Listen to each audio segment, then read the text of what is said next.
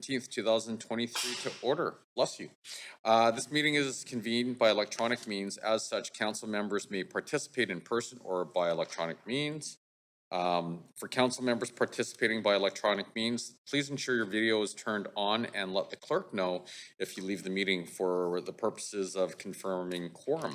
Council members are reminded that in accordance with section 14.13 of the procedure bylaw, members must enable their video to confirm quorum. Well, that's hard to read. If council members attending by electronic means lose connection during any portion of the hearing, we will recess the meeting until the connection is restored. If council members lose connection during the voting process, team members will get you back online quickly while we suspend the voting process. The contact information has been circulated to you. Members of the public can view the proceedings via the live stream and YouTube link, which will be tweeted out by @VanCityClerk. I do want to acknowledge that we are hosting today's public hearing on the unceded territories of the Musqueam, Squamish, and Tsleil-Waututh First Nations, and I do want to thank them for their generosity and their hospitality and the love and care they show this land that we get to live, work, and play on. And I think it's incumbent upon all of us to unlearn what we've learned in the past, learn the true history as to what's happened on these lands. And if we do that, I know we are going to build an incredibly prosperous future full of love and opportunity for everyone and our kids and our grandkids and 7 generations going out. In case of an emergency, please walk through those glass doors. They'll be open, and make your way to the stairs on the left. And if those doors are obstructed, there are 4 doors in this chamber, and we'll give you more guidance if we need that. Also, please don't use the elevator. It's probably a bad idea in case of an emergency. I'd also like to highlight there's a defibrillator at the end of the hall if we need it. I also want to take an opportunity to acknowledge our incredible team at the City of Vancouver. You know, you make us really proud. I know, and we all know, you work incredibly hard and you really care about the city that we all love. And you guys truly make a difference, and it's an honor to be working with you. So clerk, may we please have a roll call? Yes, Mayor Simmons in the chair. Councillor Carr. Present. Councillor Kirby-Young. Not here. Councillor Dominato. Councillor Bly. Present. Councillor Boyle. Present. Councillor Fry. Present. Councillor Montague. Present. Councillor Klassen. Councillor Meisner. Councillor Jo. The hearing has quorum, Mayor Sim. Great, thank you very much. Before we begin, I have some announcements. The public may participate by speaking in person, by phone, or by submitting written comments to Mayor and Council. Speakers will have 5 minutes to make their comments and should limit their comments to the merits of the report being considered. Speakers should also state whether they are in support or opposed to the recommendations and if they are a resident of Vancouver. Speakers may only speak once and should follow along on Twitter @VanCityClerk for updates on the progress of the meeting so they don't miss their turn to speak. Any comments on agenda items can be submitted in writing through our online web form at Mayor and Council Public Hearing Feedback web form. This link will also be tweeted out. Those speaking on behalf of 4 or more persons or groups, including the speaker, will have 8 minutes to speak, and only if those represented are also on the line or in person, and must not be individual speakers themselves.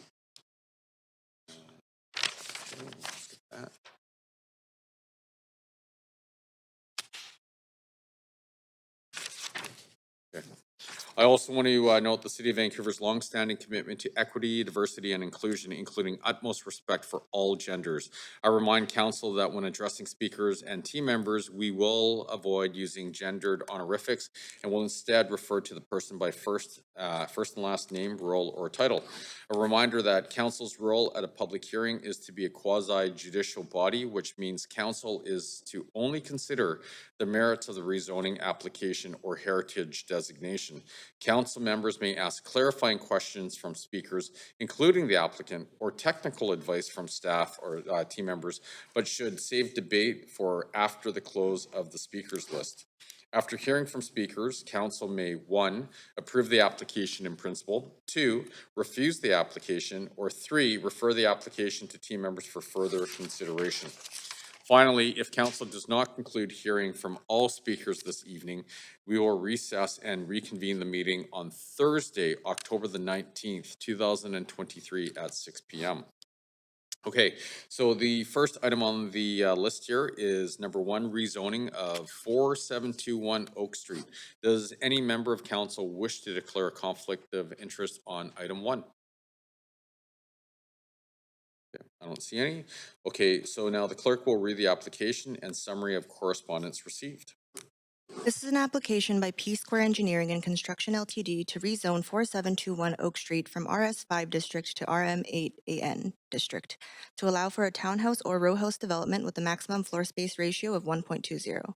The General Manager of Planning, Urban Design and Sustainability recommends approval subject to conditions set out in the summary and recommendation, with the addition of 2 yellow memorandums dated October 5th, 2023 and October 16th, 2023. One piece of correspondence in opposition has been received since referral to public hearing. That represents all correspondence received up to 5 p.m. today. Great, thank you very much. This is the first call for speakers. Any speakers for this item who wish to speak to council, please call toll-free at 1-833-353-8610, followed by participant code 1061445 # before the close of the speakers list. The phone number will be tweeted out and made available on the live stream. There will be an opportunity for new speakers and missed speakers to be added to the end of the registered speakers list. Now, since there are no registered speakers, I suggest that we waive the presentation. Can I get a mover? Great, thank you, Councillor Dominato, and seconded by Councillor Joe. All those in favor say yay. Yay. All those opposed say nay. Great, the motion is carried.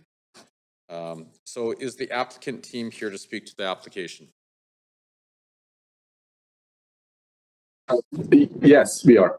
Awesome, great, thanks. Are there any questions from council to team members or the applicant team, noting that this is the only opportunity for council to ask questions of the applicant? Seeing no one in the queue, we will now hear from the public. This is the second call for speakers. If there are any speakers for this item who wish to speak to council, please call toll-free 1-833-353-8610, followed by participant code 1061445 # before the close of the speakers list. The phone number will be tweeted out and made available on the live stream. Any speakers in the council chamber, please come forward to the podium before the close of the speakers list. Speakers will have 5 minutes to make their comments and should limit their comments to the merits of the report being considered. So, Clerk, do we have any speakers? I'm just checking, Mayor Sim.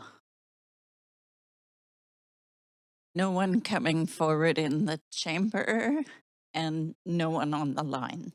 Okay. This is the third and final call for speakers. If there are any speakers for this item who wish to speak to council, please call toll-free 1-833-353-8610, followed by participant code 1061445 # before the close of the speakers list. The phone number will be tweeted out and made available on the live stream. Any speakers in the council chamber, please come forward to the podium. So now we're going to take a 5-minute recess for any additional speakers. September. 5 minutes, counting down. That was really loud, wasn't it?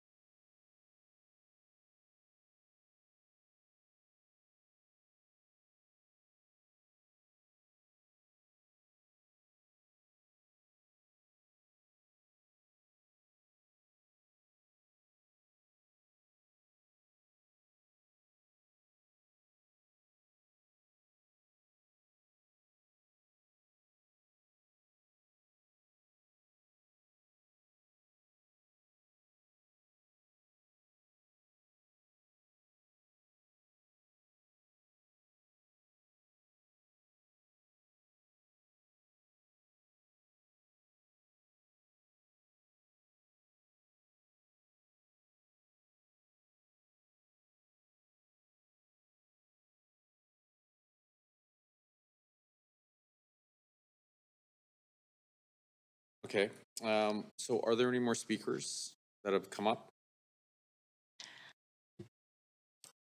And I see no one coming forward and no one on the line. Thank you very much.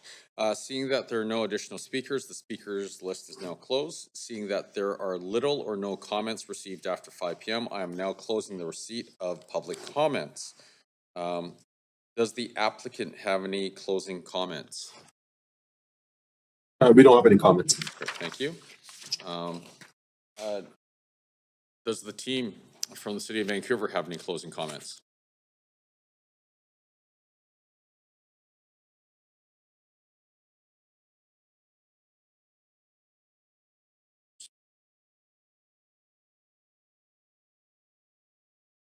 Leafka Vissers, and I'm the rezoning planner for the project.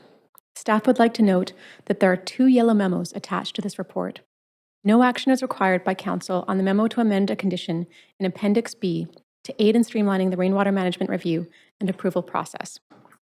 Action is required by Council for the second yellow memo, which recommends minor amendments to the report as a result of Council enacting the multiplex zoning amendments earlier today, which included consolidating RS zones into one R11 zone.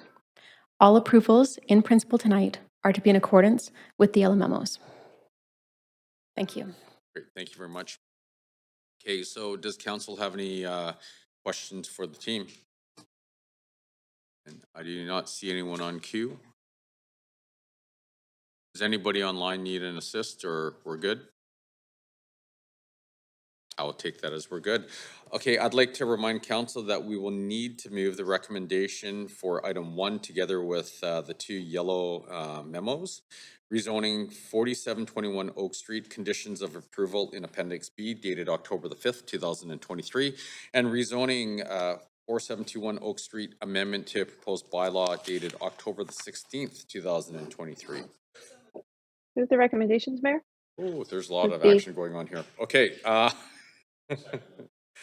All right, so I'm just going to read through the script here. Council will now make its decision. Do we have a mover? And yes, Councillor Klassen moved and seconded by Councillor Dominato. Great.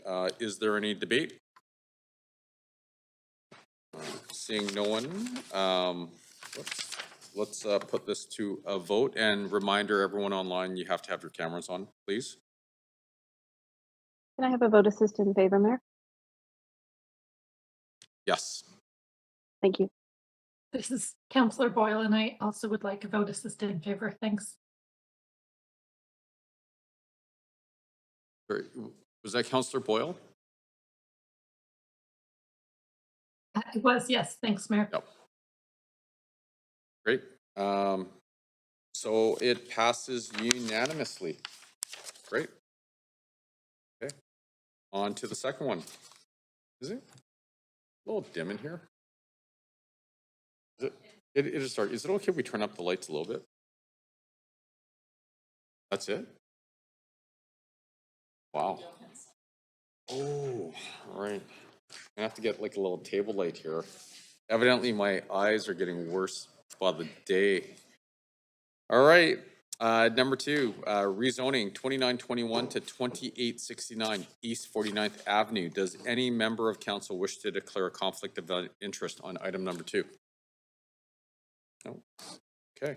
So now the clerk will read the application and summary of correspondence received. This is an application by Aragon Properties Ltd. to rezone 2821 to 2869 East 49th Avenue from RS1 District to RR2B District. This is to permit the development of a 5-story rental building. A height of 16.8 meters and a floor space ratio of 2.20 are proposed. The General Manager of Planning, Urban Design, and Sustainability recommends approval subject to conditions set out in the summary and recommendation, with the addition of 2 yellow memorandums dated October 5th, 2023 and October 16th, 2023. The following correspondence has been received since referral to public hearing. 1 piece of correspondence in support and 1 piece of correspondence in opposition. This represents all correspondence received up to 5 p.m. today. Great, thank you very much. Now, this is the first call for speakers. Any speakers for this item who wish to speak to council, please call toll free at 1-833-353-8610, followed by participant code 106-1445 #. Before the close of the speakers list, the phone number will be tweeted out and made available on the live stream. There will be an opportunity for new speakers and missed speakers to be added to the end of the registered speakers list. Now, we do have team members from Planning, Urban Design, and Sustainability here to present the application.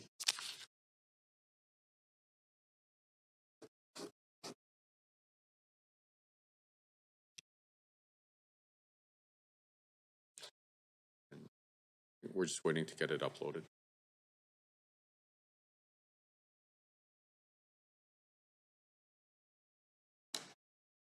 Good evening, Mayor and Council. My name is Helen Chan. I'm the rezoning planner for this application on 49th Avenue to rezone to the R2B district. The application is being considered under the secured rental policy. Staff would like to note that there are 2 yellow memos attached to this report. No action is required by council on the memo to amend a condition Appendix B of the report to aid in streamlining the rainwater management review and approval process.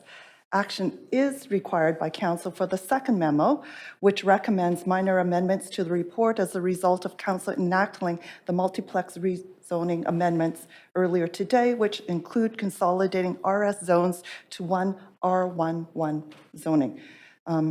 All approvals in principle tonight are to be in accordance with the yellow memos. The secured rental policy encourages new purpose-built rental housing. The SRP aligns with rental housing goals in the Housing Vancouver strategy and complete neighborhood goals in the Vancouver plan. Updates to the SRP were approved by Council in 2021 to create new residential rental zones. Additionally, Council approved an eligibility map which stipulates areas for the RR zones. Rezonings to standard district schedules have a simplified rezoning process. Instead of site-specific CD1 zones, the RR districts have standard permitted uses, heights, and densities. The RR zones provide more certainty about building forms that may be permitted in low-density areas. The RR districts are accompanied by comprehensive design guidelines. In this simplified process, architectural drawings are not required at the rezoning stage. The specific building design will be reviewed through a future development permit process, at which time the neighborhood will be notified again to provide input. This map from the secured rental policy shows sites that are zoned RS or RT outside of community plan areas which are eligible for RR rezonings.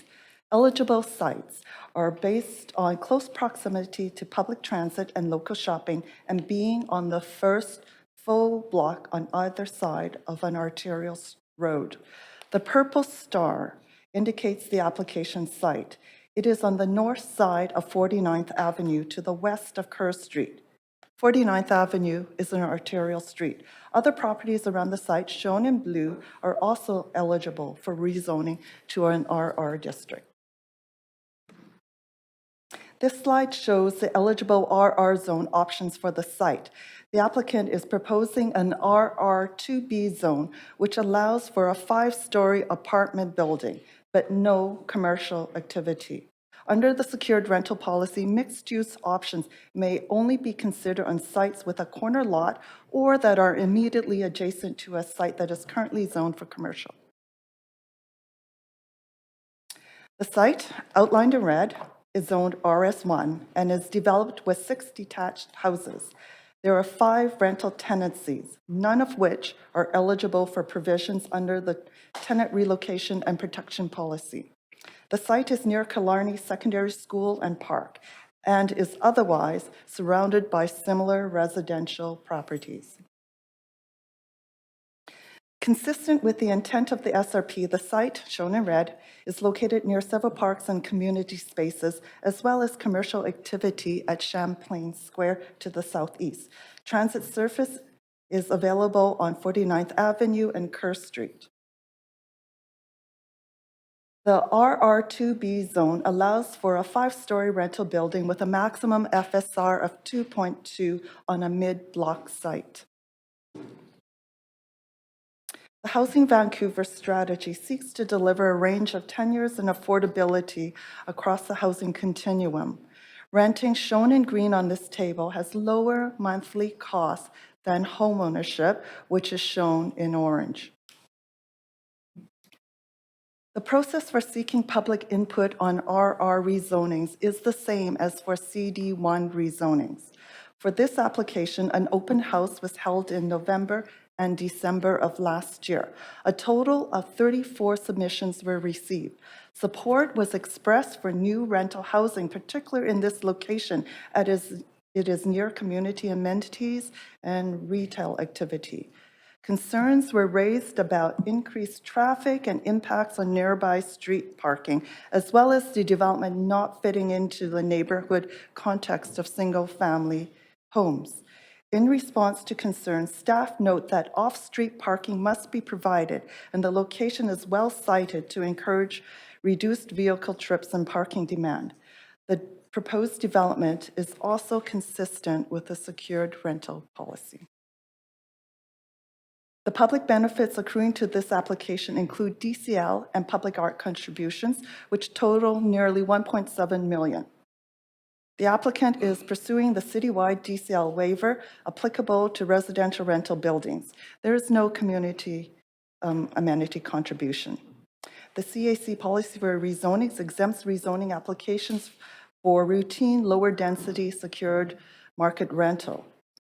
Additional benefits include the secured rental units, which are secured through a housing agreement. In conclusion, this proposal meets the intent of city policy by delivering a secured rental building. Staff support this application to rezone to the RR2B district with the form of development reviewed through the development permit process. Staff and the applicant team are available to answer questions. Thank you. Great, thank you very much. Is the applicant team here to speak to the application?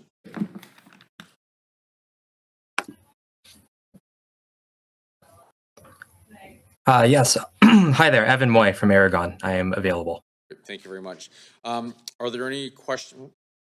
Perfect. Are there any questions from council to team members or the applicant team, noting that this is the only opportunity for council to ask questions of the applicant? And yes, Councillor Carr, you're up. Great. Thanks, Mayor. I just have a couple of questions to staff. My first question is, I noticed that in page 5 of the report, the referral report, your staff comments note that the Housing Vancouver strategy calls for 40% of new units in these kind of developments, or in our overall plan, to be family-size units. But the report itself says that there's going to be 35% family-size units. I wonder if that is a disconnect that we need to correct. If somehow we have a plan that says we're supposed to be getting 40%, but we're only asking for 35%. And why the discrepancy there?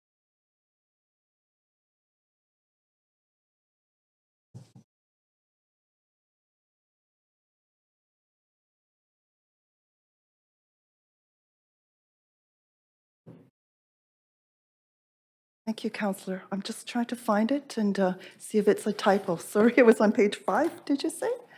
Yes, it was page 5. I'm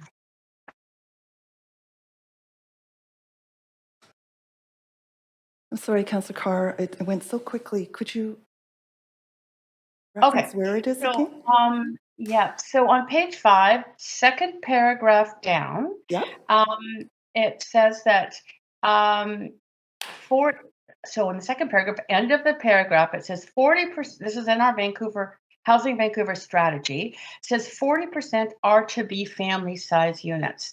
So we have an overall strategy in the city to ask for 45%, and I'm just wondering why in this report on page 4 it says that it complies with our policies, but it's only 35% family housing. Thank you. I'll refer the question to the housing planner. Thank you.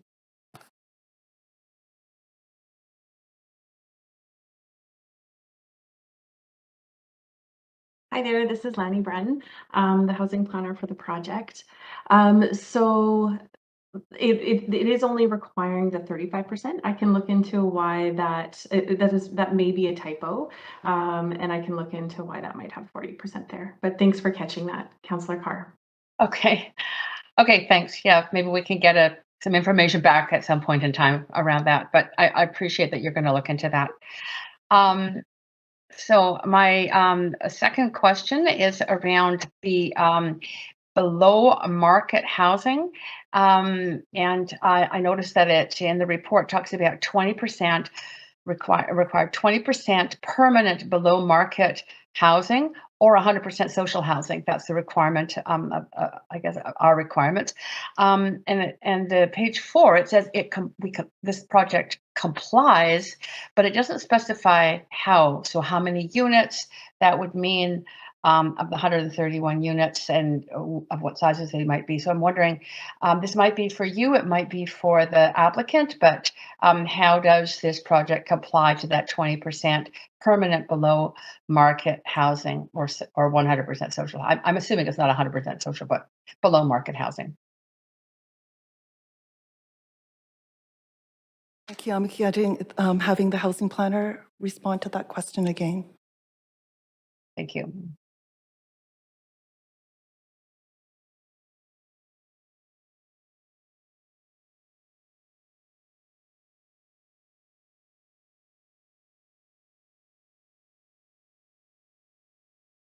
Hi there, Councillor Carr. I just want to make sure I understand your question correctly. So you are asking if there's below market housing on this project? Yeah, in some reports that we get for a public hearing, we have a detail of how many units there are that are going to be below market and what the rate they're going to be at below market. I don't see the details. This report just says that it's going to comply. So I'm wondering, Yes. you know, for me and for the public, how does it comply? Well, thank you. Thank you for clarifying. So this project, as it's an RR zone, it is 100% market rental. So there actually won't be any below market rental units in this project.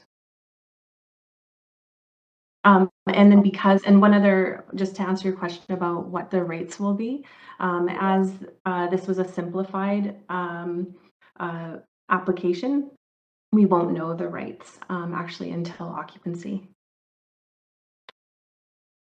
Okay. All right. Okay. That's I'm not happy about that, but thank you for the answer. Appreciate the answer. And we're at time. Thank you, Councillor Carr. Okay, so we are now, seeing no one else in the queue, we are now going to hear from the public. This is the second call for speakers. If there are any speakers for this item who wish to speak to council, please call toll-free at 1-833-353-8610, followed by participant code 1061445# before the close of the speakers list. The phone number will be tweeted out and made available on the live stream. Any speakers in the council chamber, please come forward to the podium before the close of the speakers list. Speakers will have 5 minutes to make their comments and should limit their comments to the merits of the report being considered. So now, do we have any speakers online? We do. Okay. Oh, here we go. Yes. Is that S. Fittis? Yes. Hello. We can hear you. Oh, thank you. I'm opposed to both rezoning applications on 49th Avenue. I live on 48th Avenue, across the alley from these two proposed developments. I've lived here over 25 years, and I've seen the density increase in that time. The density of these two proposed apartment buildings is on another scale, however, and concerns me greatly. This proposal alone is for about 130 apartments. I understand that transit would be the preferred method of travel for the tenants, and that would seem logical unless you've actually tried to take the 49th bus in the last 10 years or so. I've been a faithful transit rider for most of my life. I've taken the 49th to commute to work and for errands.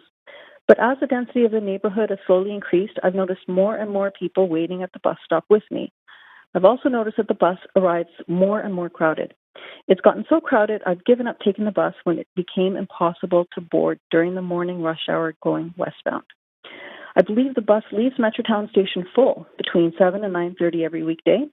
Even if a few passengers do get off, it's not enough to allow for everyone waiting to board. What about taking a trip later in the day or on weekends? It's still very busy.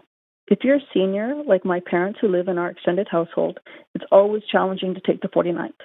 I've seen the bus so full that all of the front seats are occupied by seniors, wheelchairs, or strollers, so any new senior boarding the bus has to walk as far as the middle of the bus to find a seat. Do most drivers wait patiently for older passengers to take a seat before leaving the stop? No. I found TransLink statistics supporting my claim. Did you know that the 49th bus has the most boardings of any non-rapid line in the TransLink system? According to another TransLink report, I found that in 2022, 8% of the buses were overcrowded, and ridership has increased 16% since then. The only routes with more boardings are the 99B line and the 41st Rapid line. Not the regular 41st line, but the Rapid line. Have you seen the lineups for either of these buses? What are other differences between Broadway or 41st and 49th Avenue? So I heard someone mention that 49th Avenue is considered a main artery for the city, but it's only one lane for most of its length, whereas Broadway and 41st are 3 lanes. There's no capacity to increase ridership or congestion on the 49th. The city has tried turning the parking lane into a dedicated bus lane, but I see that either being ignored or leading to long delays at major intersections. If you're going to build density, which I'm not necessarily opposed to, it needs to be where transit can support more riders. As I've said, 41st Avenue is very different from 49th and already has a rapid bus. I would encourage all staff who have recommended these proposals and any councillors who are feeling in favor of it to try taking the 49th bus westbound during rush hour. Or if you can't make it first thing in the morning, try it later in the day, but see it through the lens of a senior needing special seating, if you can even get on the bus at that time. Thank you. Thank you very much. Okay. This is the third and final call for speakers. If there are any speakers for this item who wish to speak to council, please call toll free at 1-833-353-8610, followed by participant code 1061445#. Before the close of the speakers list, the phone number will be tweeted out and made available on the live stream. Any speakers in the council chamber, please come forward to the podium. Sorry, Clerk, do we have anyone online? Oh, great. Okay, so we're going to take another 5-minute recess and wait for any additional speakers. Sorry, so long.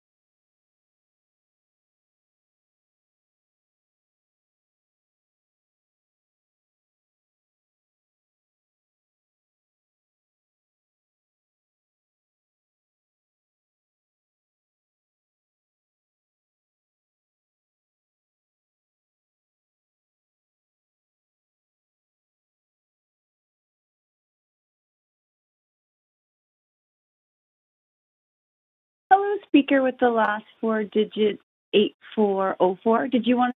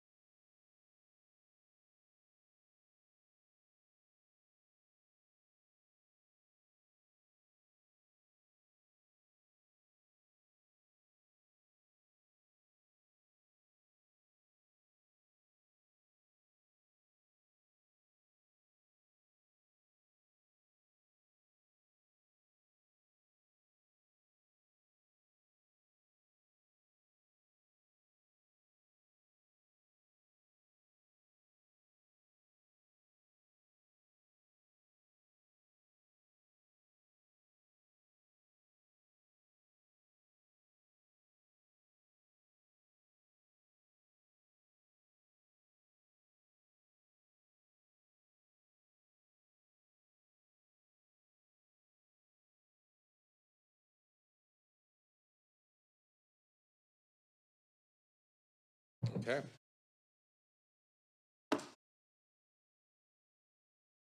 Oh, we got a speaker.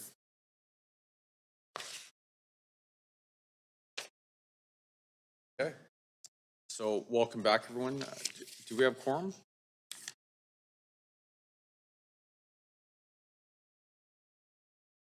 Awesome, great. So we do have another speaker on the line for item number 2, Sam Lem. Sam, can you hear us? Yes, I can. Great, Thank you Sam. for, yes. Yeah, awesome. Okay, Sorry, Sam, can I just ask you, are you a resident of Vancouver, and are you for or against the motion? I'm a resident of Vancouver. Actually, I'm a neighbor of that development that you're planning to discuss here. And so I'm a resident of Vancouver, yes. Go ahead. Okay, what I'd like to address, thank you, Mayor Sims and Council. I'd like to address is that the area here is getting very busy. I know it's a lot of increasing traffic is in the area, and my major concern is the parking. And I don't know how you're going to address that. I just hear you're going to develop it, and it seems like let us hear how you're going to fix that. But without that information ahead of time, I don't know how you're going to be able to fix the problem later when it's already there. So the other thing is I listened to what Councillor Carr mentioned and agree that should be more family-oriented. Seems like you're developing more for single units for non-family. So this area is going to definitely change.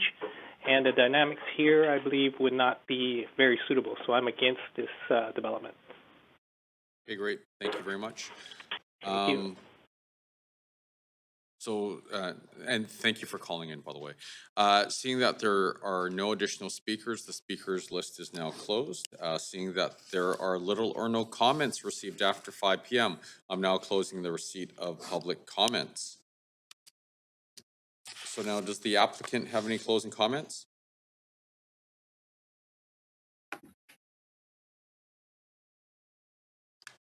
Hi there. No closing comments at this time. Thank you very much. Do our team members have any closing comments? Yes, thank you.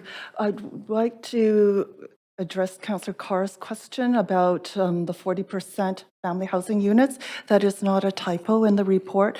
That section of the report references the Housing Vancouver strategy, so that for 50% of households earning less than $80,000 per year, the target is 40% to be family-sized, and that's a citywide target. For this specific project, the SRP policy is targeting 35% family units. Thank you very much. Does council have any questions for our team members? Seeing no one in the queue, is there anyone online that has any questions? Going. All right, gone. Thank you. I'd like to remind council that we will need to move the recommendation for item 2 together with the two yellow memorandums, which is rezoning 2869 East 49th Avenue, conditions of approval in Appendix B dated October the 5th, 2023, and rezoning 2821 to 2869 East 49th Avenue, amendment to the proposed bylaw and subdivision bylaw dated October the 16th, 2023. Council will now make its decision on this application. Do we have a mover for the recommendation? Great, thank you. Councillor Meisner, seconded by Councillor Joe. Is there any debate? Okay, seeing none, let's take it to the voting panel, please.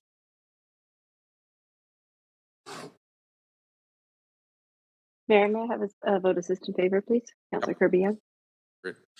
And the motion passes unanimously. Thank you very much. Okay. The next item on the agenda is rezoning rezoning 2753 to 2769 East 49th Avenue. Does any member of council wish to declare a conflict of interest on this item or on item number 3? No? Okay, great. The clerk will now read the application and summary of correspondence received. This is an application by Vertex DC Ventures Incorporated to rezone 2753 to 2769 East 49th Avenue from RS1 District to RR2B District. This is to permit the development of a 5-story rental building. A height of 16.8 meters and a floor space ratio of 2.20 are proposed. The General Manager of Planning, Urban Design, and Sustainability recommends approval subject to conditions set out in the summary and recommendation, with the addition of 2 yellow memorandums dated October 5th, 2023 and October 16th, 2023. The following correspondence has been received since referral to public hearing. 4 pieces of correspondence in support, 3 pieces of correspondence in opposition, and 3 pieces of correspondence dealing with other aspects of the application. This represents all correspondence received up to 5 p.m. today. Great, thank you very much. Now, this is the first call for speakers. Any speakers for this item who wish to speak to council, please call toll free at 1-833-353-8610, followed by participant code 106-1445 # before the close of the speakers list. The phone number will be tweeted out and made available on the live stream. There will be an opportunity for new speakers and missed speakers to be added to the end of the registered speakers list. Since there are no registered speakers, I suggest that we waive the presentation. Can I get a mover? Councillor Dominato, seconded by Councillor Meisner. All those in favor say yay. Yay. All those opposed say nay. Great, the motion carries. Now, is the applicant team here to speak to the application? Awesome, thank you very much. Are there any questions from council to team members or the applicant team, noting that this is the only opportunity for council to ask questions of the applicant? And I do not. Oh.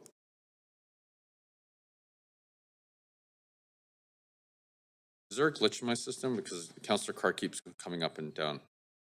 Councillor Carr, are you in the queue? Yes, I don't know what was happening Yeah, there. that was really bizarre. I guess we're the only people who could see that too. So, Councillor Carr, you're up. Yeah. Yes, I do have a question for the applicant team. And it doesn't really talk about this in the report, but I'm wondering if, or to what extent, you as the applicant are going to be installing EV charging into the parking.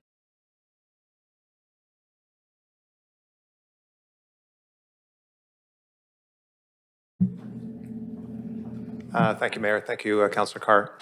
So we'll be installing EV per requirements as directed by staff regarding the policies that are in place. And at this point, my understanding is that that's pre-wiring for EV chargers, and I believe we may have two on the requirements. Okay, great, thank you. That's all. I'll ask that same question of staff. Staff, what are your requirements for EV charging in new builds here?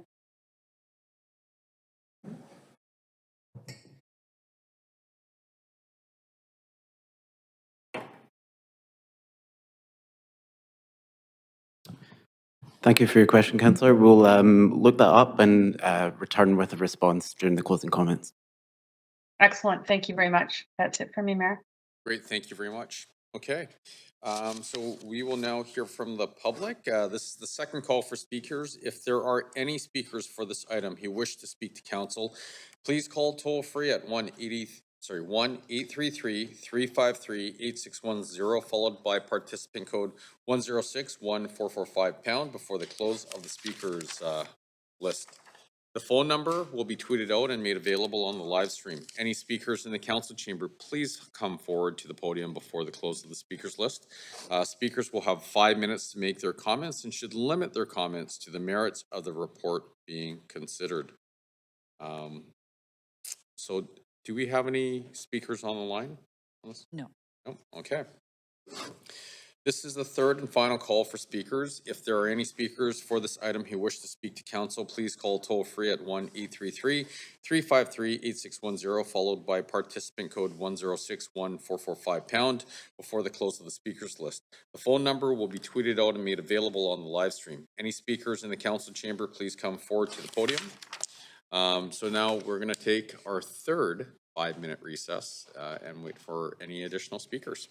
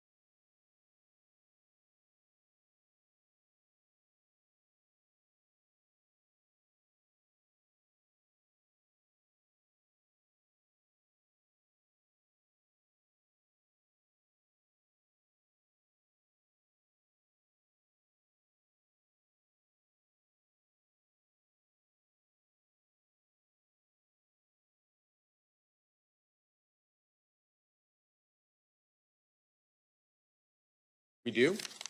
Perfect. What happened? Okay, so do we have anyone in the queue online? Okay, seeing that there are no additional speakers, the speakers list is now closed. Seeing that there are little or no comments received after 5 p.m., I'm now closing the receipt of public comments. So does the applicant have any closing comments? Nope. All right, do our team members have any closing comments?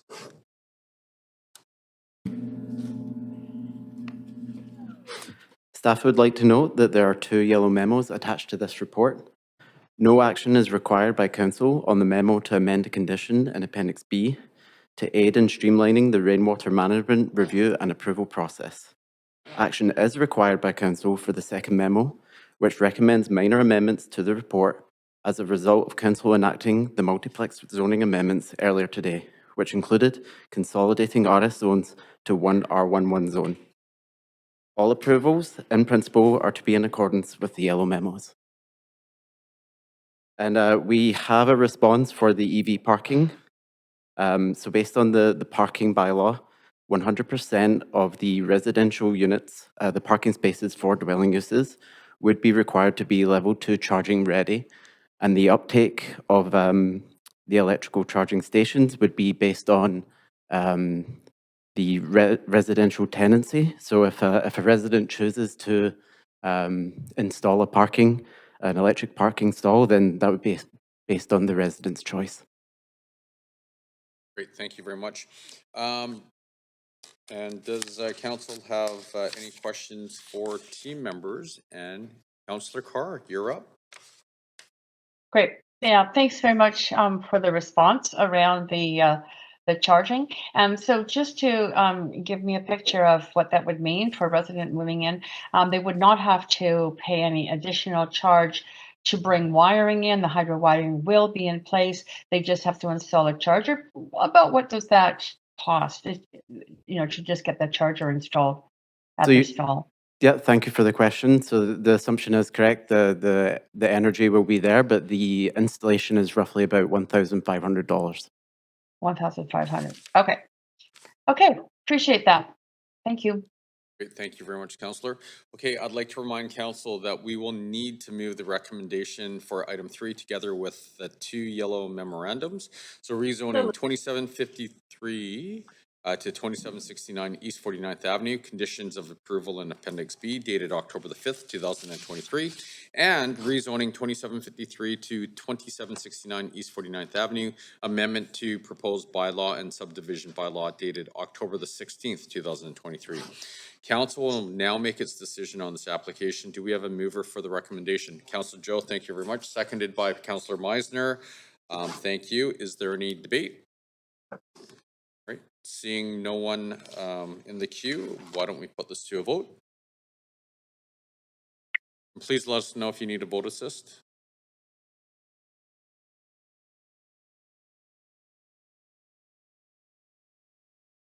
Okay. And the motion passes with Councillor Dominato absent. Great. Thank you very much. Congrats. All right, the next item is number 4, rezoning 5504 to 5536 Victoria Drive. Does any member of council wish to declare a conflict of interest on item 4? Wants to speak? Councillor Carr. Oh, I'm sorry. That's a holder from, I just didn't take myself off the queue from the last time. No worries. Thank you.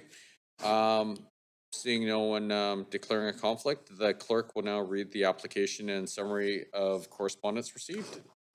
This is an application by JTA Development Consultants to rezone 5504 to 5536 Victoria Drive from RT2 District to RR3B District. This is to permit the development of a 6-story mixed-use rental building, of which 20% of the residential floor area is secured as below-market rental units. A height of 22 meters and a floor space ratio of 3.50 are proposed. The General Manager of Planning, Urban Design, and Sustainability recommends approval subject to conditions set out in the summary and recommendation, with the addition of 2 yellow memorandums dated October 5th, 2023 and October 16th, 2023. 2 pieces of correspondence in support has been received since referral to public hearing, and that represents all correspondence received up to 5 p.m. today. Great, thank you very much. So this is the first call for speakers. Any speakers for this item who wish to speak to council, please call toll free at 1-833-353-8610, followed by participant code 1061445# before the close of the speakers list. The phone number will be tweeted out and made available on the live stream. There will be an opportunity for new speakers and missed speakers to be added to the end of the registered speakers list. Now, we do have team members from Planning, Urban Design, and Sustainability here to present the application. I'm Helen Chan again, and the rezoning planner for this application on Victoria Drive. This one is rezoning to RR3B, and the application is being considered under the secured rental policy. Staff would like to note again that there are 2 yellow memos attached to this report. No action is required by council on the memo to amend a condition in Appendix B of the report to aid in streamlining the rainwater management review and approval process. Action is required for the second memo, which recommends minor amendments to the housing conditions in Appendix B as a result of council approving the below market rental housing program optimization report on October 4th. This will streamline the process of delivering below market rental homes. All approvals in principle tonight are in accordance with the yellow memo. Okay, thank you very much. Is the applicant team here to speak to the application? Yep, we're here. Great, thank you. Are there questions from council to team members or the applicant team, noting that this is the only opportunity for council to ask questions of the applicant? Councillor Carr. Yeah, thanks, Mayor. I do have a similar question, and it may just be to staff in terms of the parking requirements and EV charging.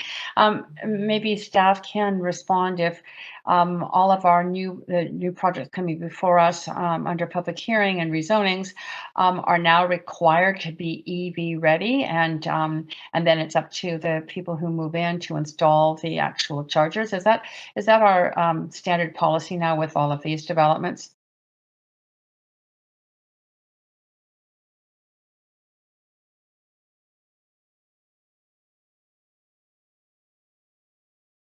Thank you for the question. That's Casey Peters, Assistant Director of the Rezoning Center. So yes, as per the parking bylaw, there is a requirement that all of these spaces be EV ready with the outlet installed and the wiring in place, but the actual charging station would be installed separately. Okay, great, thank you. And just to the, that's fine, to staff and just to the proponent, the applicant. A question? Same question. Yeah, I'm just wondering if you are actually having some stations where there would be charging available to people who may be visitors or who, or anyway, that beyond the actual stalls which would be residentially available. At this time, it's what's being mandated and required through the development permit process that we would intend to. However, we haven't had that specific conversation as yet, so I wouldn't be able to confirm whether or not a portion of the stalls, as we're looking at lots of projects, we are looking at possibly including them. And as that's now, there's mandating EV vehicles that we would assume that we'll start to see those in the coming projects. Okay. Yeah. Okay. So EV ready for now, and moving forward, though, there may be some stalls or some spots that might have the actual chargers in them. That's what I'm understanding from your answer, right? Great. Okay. Thank you very much. Thank you very much, Councillor. So we will now hear from the public. Now, this is the second call for speakers. If there are any speakers for this item who wish to speak to council, please call toll free at 1-833-353-8610, followed by participant code 1061445# before the close of the speakers list. The phone number will be tweeted out and made available on the live stream. Any speakers in the council chamber, please come forward to the podium before the close of the speakers list. Speakers will have 5 minutes to make their comments and should limit their comments to the merits of the report being considered. Now, are there any speakers? Oh, here we is the first person on the list actually Lisa Q. Lisa, are you online?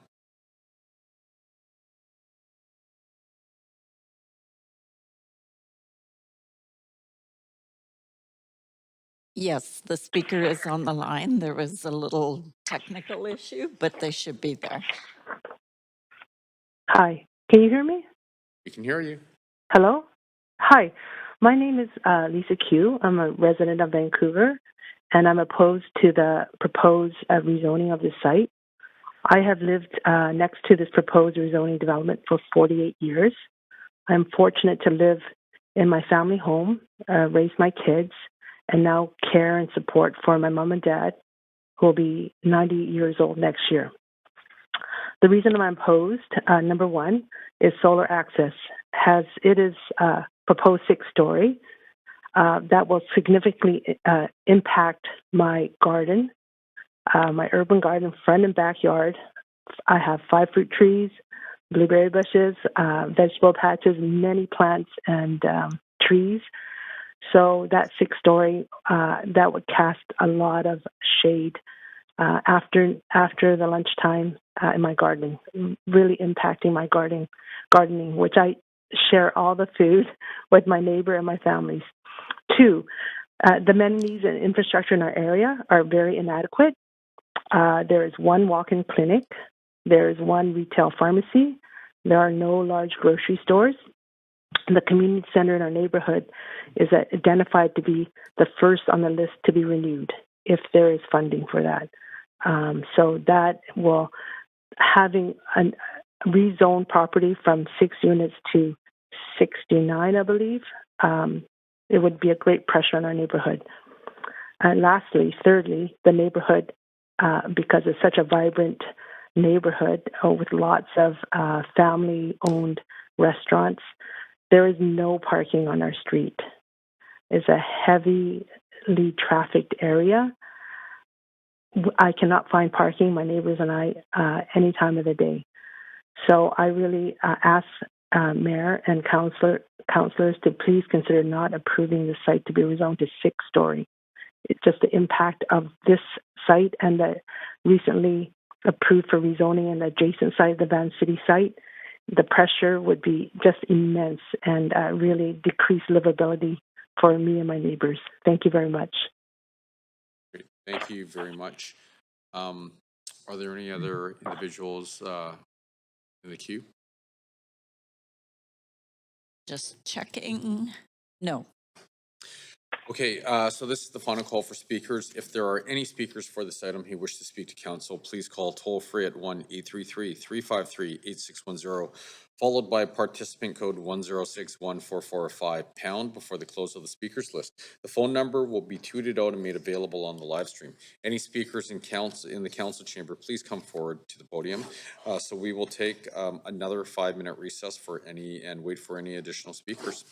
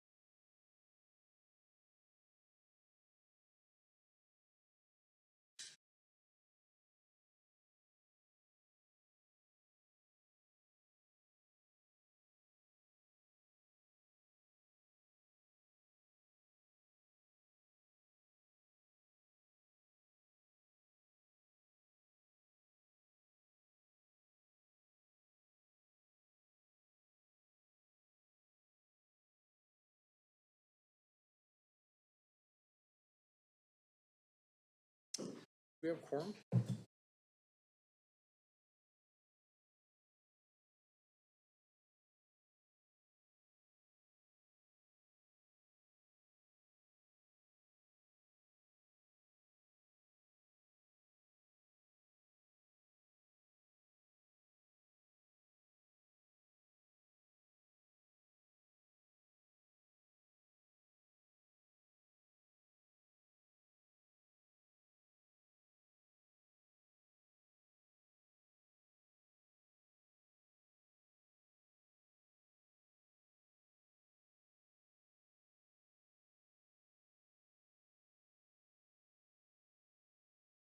Okay, so do we have any speakers that have joined us? No. No, okay. Yeah. Seeing that there are no additional speakers, the speakers list is now closed. Seeing that there are little or no comments received after 5 p.m., I'm now closing the receipt of public comments. Now, does the applicant have any closing comments?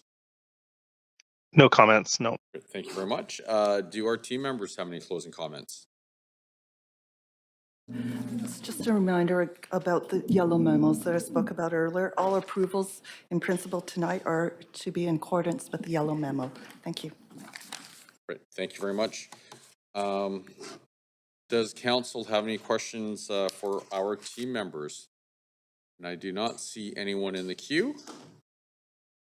Move the recommendations with the yellow memo, Mayor. Okay, if you can just give me 1 second, I do have to read a little disclaimer here first. So I'd like to remind council that we will need to move the recommendation for item 4 together with the 2 yellow memos.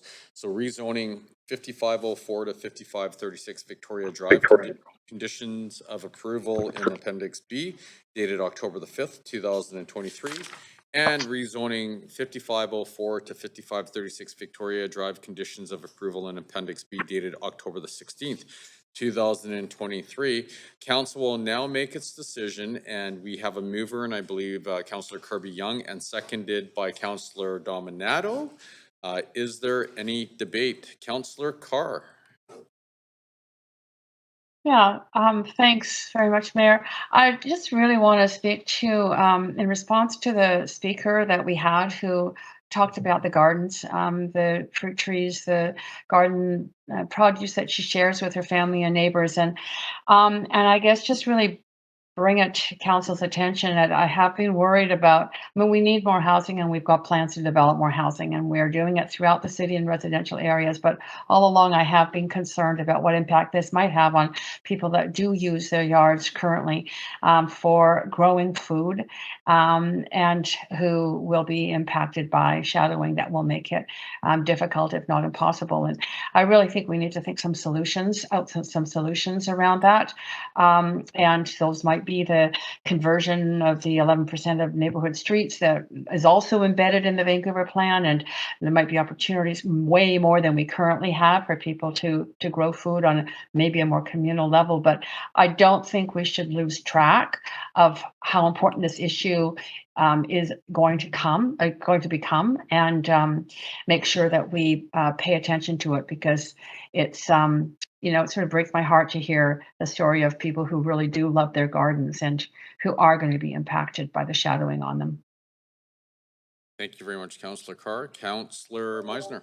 Yeah, definitely hear those concerns, but hopeful that and quite sure that the impact of the shadowing will be less than anticipated. Many people who live in very dense urban environments still have a lot of sun on their property or on their balcony, for example, sometimes too much sun. But just wanted to highlight that I think that this is quite a good project. It has 20% below market rental, and just looking through the Appendix B with some of the proposed maximum average starting rents, the 1-bedroom maximum average starting rent of $1,300 and a proposed maximum starting rent of $1,800 for a 2-bedroom. And there's also 3 bedrooms at $2,400. So in a serious affordability crisis in our city, those are pretty impressive starting below market rates, and I think a great reason to move this project forward. Thank you. Great, thank you very much. Okay. Seeing no one else in the queue, why don't we put this to a vote?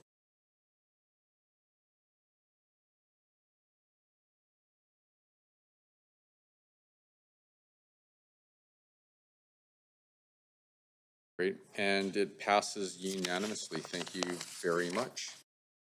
All right, the next item we have is item number 5, rezoning 2005 to 2045 West 49th Avenue.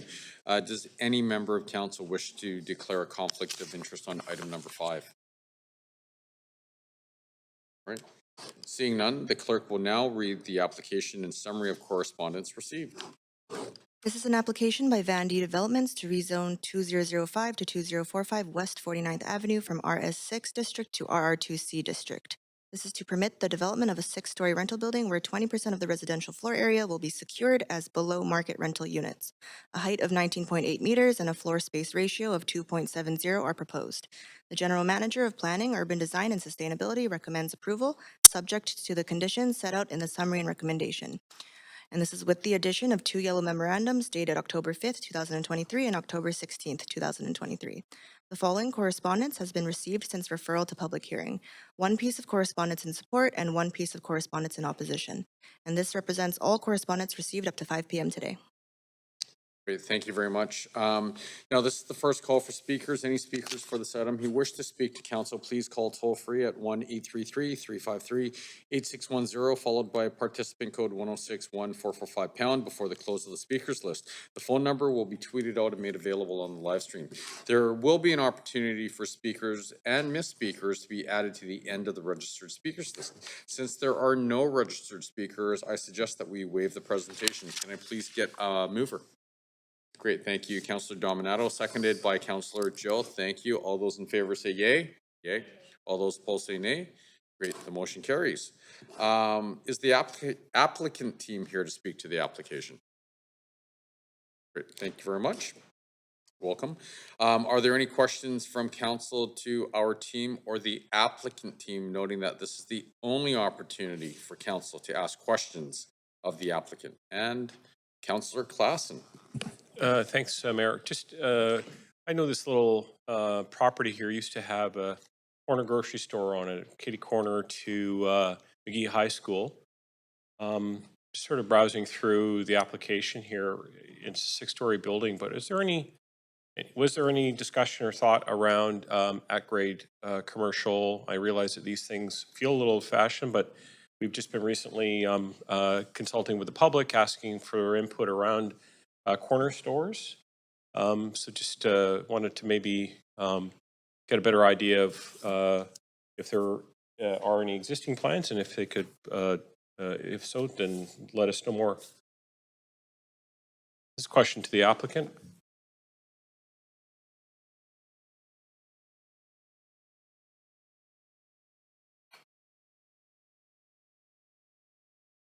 Thank you for your question, Councillor Klassen.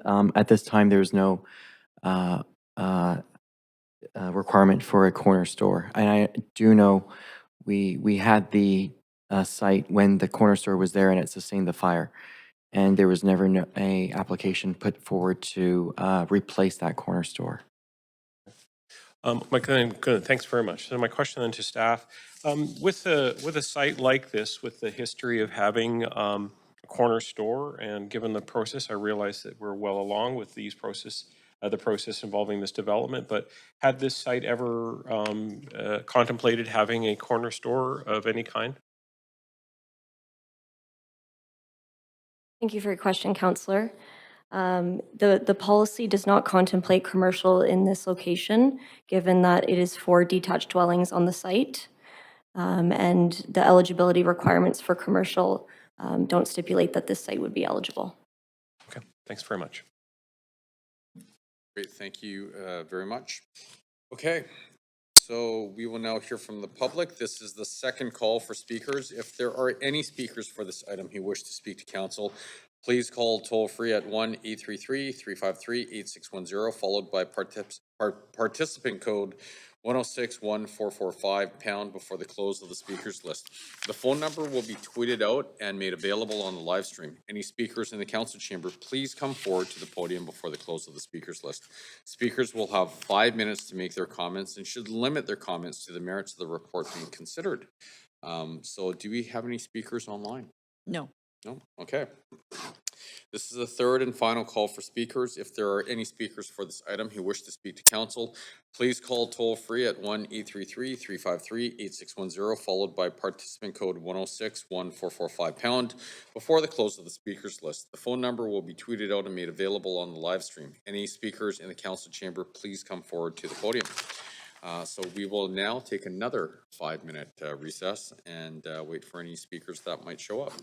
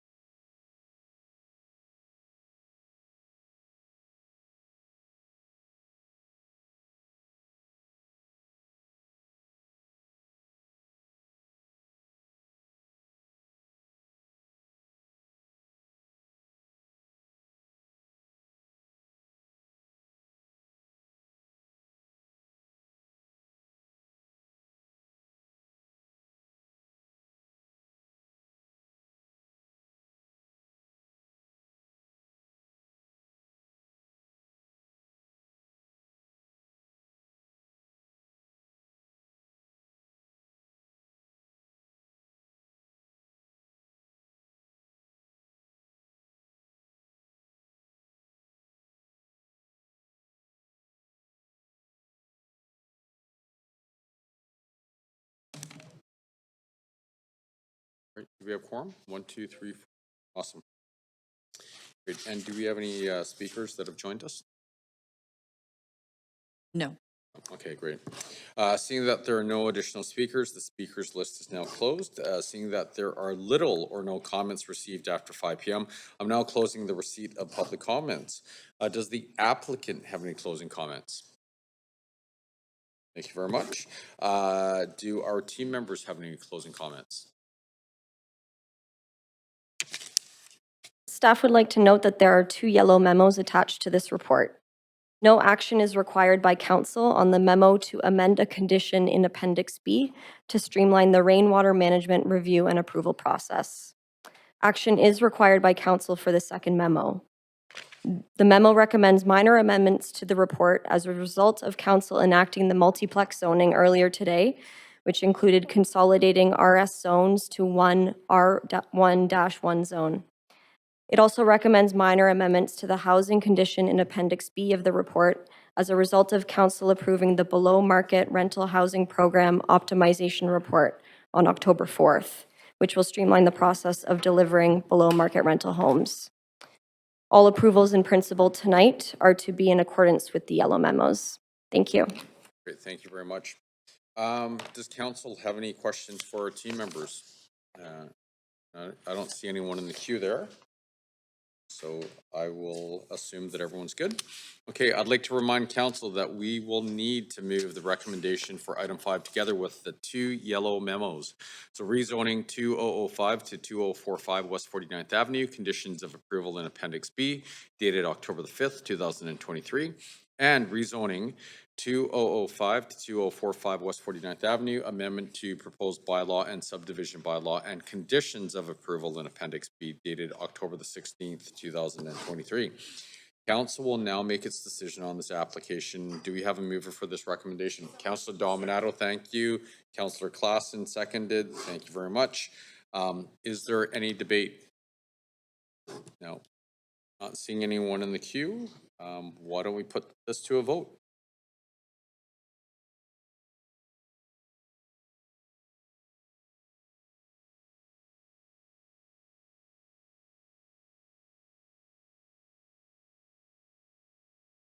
Mayor, can I have a vote assist in favor, please? It's Adrian, it's Councillor Carr.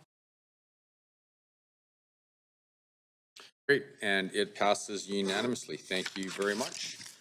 Okay, we are going to go to item 6, rezoning 6081 to 6083 Collingwood Place. Does any member of council wish to declare a conflict of interest on item number 6? No? Great. Okay, so the clerk will now read the application and summary of correspondence received. This is an application by Pacific West Architecture to rezone 6081 to 6083 Collingwood Place from RS5 District to RR2B District. This is to permit the development of a 5-story rental building. A height of 16.8 meters and a floor space ratio of 2.20 are proposed. The General Manager of Planning, Urban Design, and Sustainability recommends approval subject to conditions set out in the summary and recommendation, with the addition of 2 yellow memorandums dated October 5th, 2023 and October 16th, 2023. The following correspondence has been received since referral to public hearing. 7 pieces of correspondence in support, 19 pieces of correspondence in opposition, and 1 piece of correspondence dealing with other aspects of the application. This represents all correspondence received up to 5 p.m. today. Great, thank you very much. Okay, so now this is the first call for speakers. Any speakers for this item who wish to speak to council, please call toll free at 1-833-353-8610, followed by participant code 1061445# before the close of the speakers list. The phone number will be tweeted out and made available on the live stream. There will be an opportunity for new speakers and missed speakers to be added to the end of the registered speakers list. Now we have team members from Planning, Urban Design, and Sustainability here to present the application. Good evening, Mayor and Council. My name is Jason Louie, and I'm the rezoning planner for this application, which is being considered under the secured rental policy. Staff would like to note that there are 2 yellow memos attached to this report. No action is required by council on the memo to amend a condition in Appendix B to aid in the streamlining the rainwater management review and approval process. Action is required by council for the second memo. The second memo recommends minor amendments to the report as a result of council enacting the multiplex zoning amendments earlier today, which included consolidating RS zones to one R11 zone. It also recommends minor amendments to the housing condition in Appendix B of the report as a result of council approving the below-market rental housing program optimization report on October 4th, which included amendments to the DCL bylaw. All approvals in principle tonight will be in accordance with the yellow memos.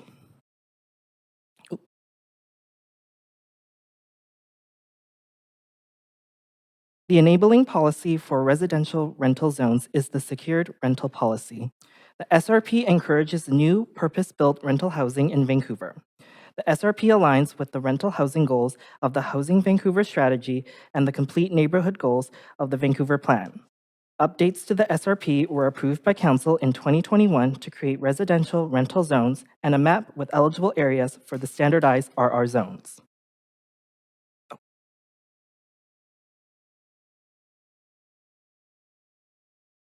Rezonings to standard rental districts have a simplified rezoning process. Instead of creating customized site-specific CD1 zones, the RR district schedules establish clarity on permitted use, height, and density.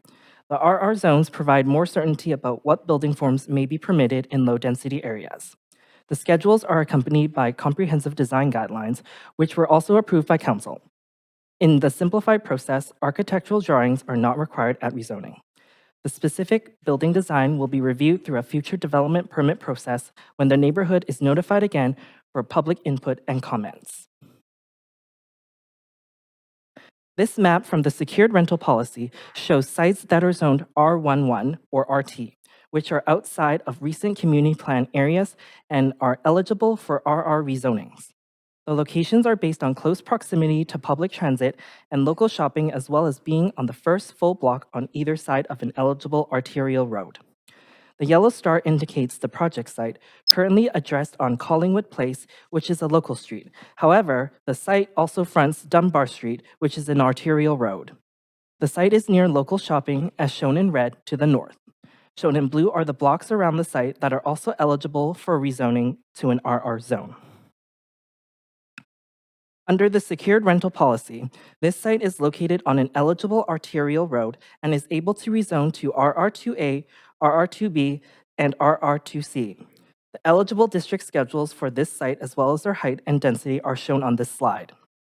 This site is not eligible for mixed use. Sites that are eligible for mixed use include sites with a corner lot or sites that are immediately adjacent to a site that is currently zoned for commercial. Out of all the eligible options, the applicant has chosen to rezone to the RR2B district schedule for this project. The subject site outlined in red is zoned R11 and comprises of a single detached home. There are no rental tenancies on site. The site is surrounded by similar residential properties with a CD1 directly adjacent to the proposed development that is being used for residential purposes. A recent RR2B rezoning application across the street from this site was approved by Council in principle in April of this year.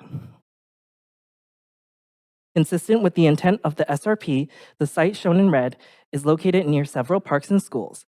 Also nearby is a local shopping area located 2 blocks away on West 41st Avenue. The site is also well served by the number 49 bus route along this part of Dunbar Street.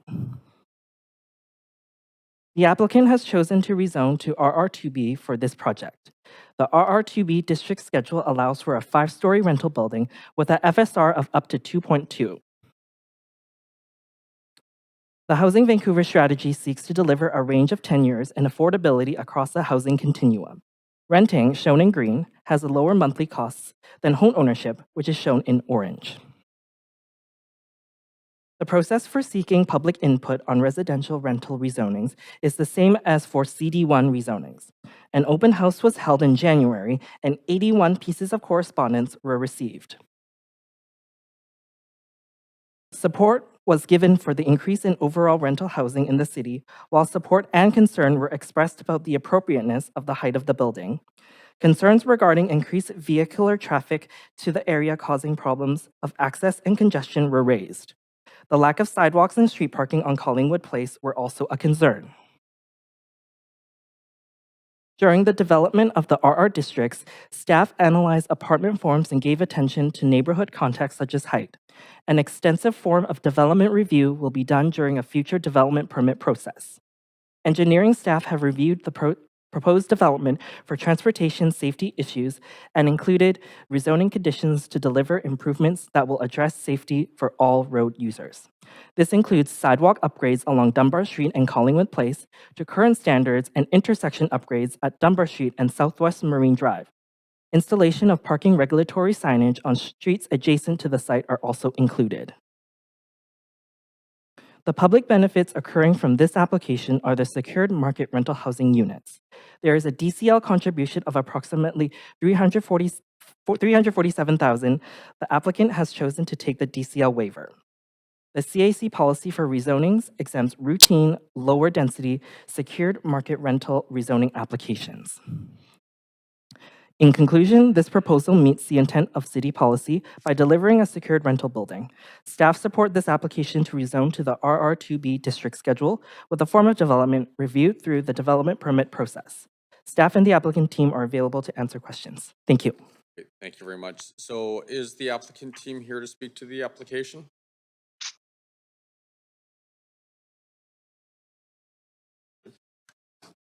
Okay. Are there any questions from council to the team members or the applicant team? Noting that this is the only opportunity for councils to ask questions of the applicant. And yes, we do have questions. Councillor Kirby-Young. Yeah, thanks, Mayor. I'm going to direct my first question to the applicant because I understand this is our one opportunity to do that. And I know that this is the SRP, so this sort of the architectural drawings are not required at the stage and form of development is reviewed at the development permit stage. But I do understand, I'm familiar with Collingwood Place. It is unique in being a cul-de-sac. I understand there has been fires significant in the past in terms of which really highlighted the sort of real fear about emergency vehicles getting in and out. So I wonder if you can articulate for us, because I don't see it explicitly in the report here, where the vehicular access for residents and servicing is envisioned to be on this building, and would it be on Collingwood Place or would that come off of Dunbar, recognizing the unique aspects of that particular street that doesn't have any other egress and is quite narrow?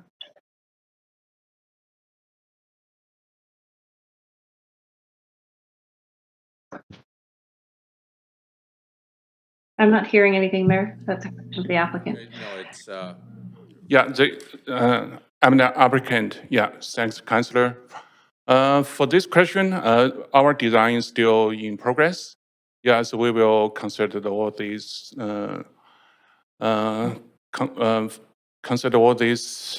considerations. Yeah, so we will move forward to provide the detailed design in the next phase.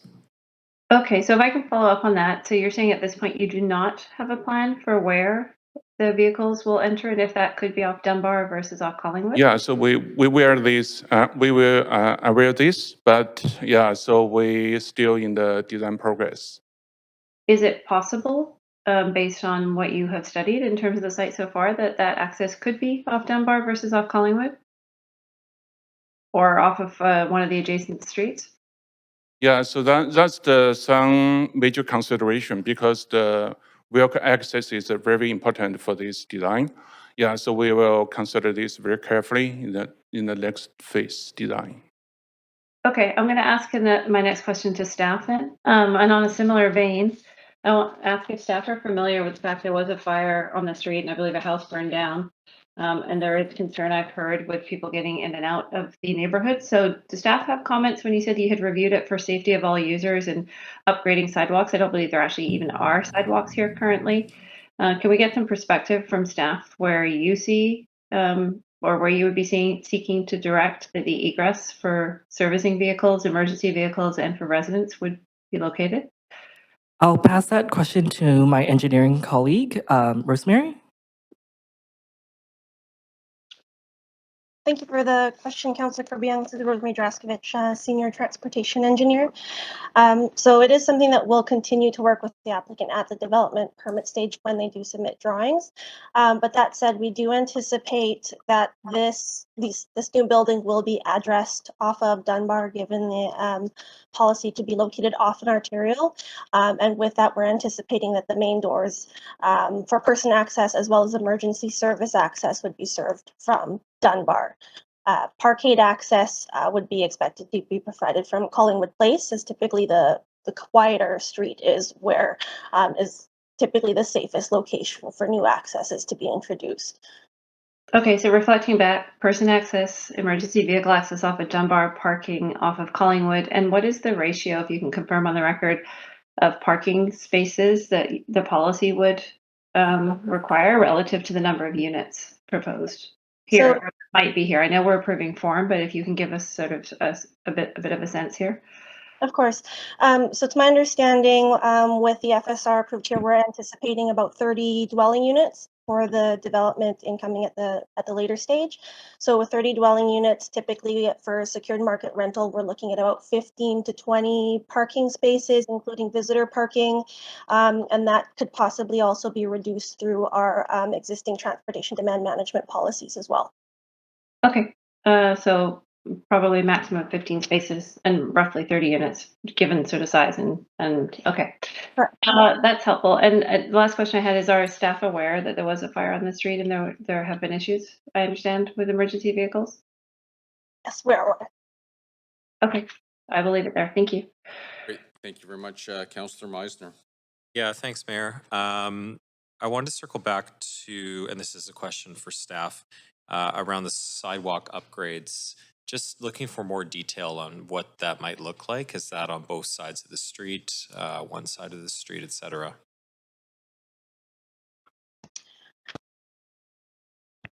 Sorry, mute button. Thank you for the question. So yes, this application would be required as conditions of enactment to improve sidewalks adjacent to their site. So that would be both on Collingwood and Dunbar. And then separate from this, I'd also add we'd expect additional sidewalk and walkway improvements through the continued development in this area. Okay, so just to clarify, a sidewalk would be added on Collingwood, but just on the property that we're considering tonight, right? That's correct. Rezoning sites or new developments generally provide the sidewalk or frontage improvements within sort of their property limit. There's no sidewalk there now. That's why I'm asking. So there would just be the one chunk of sidewalk on Collingwood, but the rest of the street would still not have a sidewalk. Is that correct? Correct. Okay. I also noted on Google Maps that there is a walking path that looks like it runs from Collingwood to Dunbar. Just wondering if you know offhand if that's on, this might be for applicant, if that's on this property. It looks like an informal kind of walking path. So is the question whether it's within the property? Yeah, I'm just wondering if it's within the property, because I'm wondering if it will remain. Oh yeah, so that walking path is on public right of way, and that will remain publicly accessible. Okay. And then my other question is around the parkade access. What is preventing us from stipulating the parkade access from Dunbar? Yeah.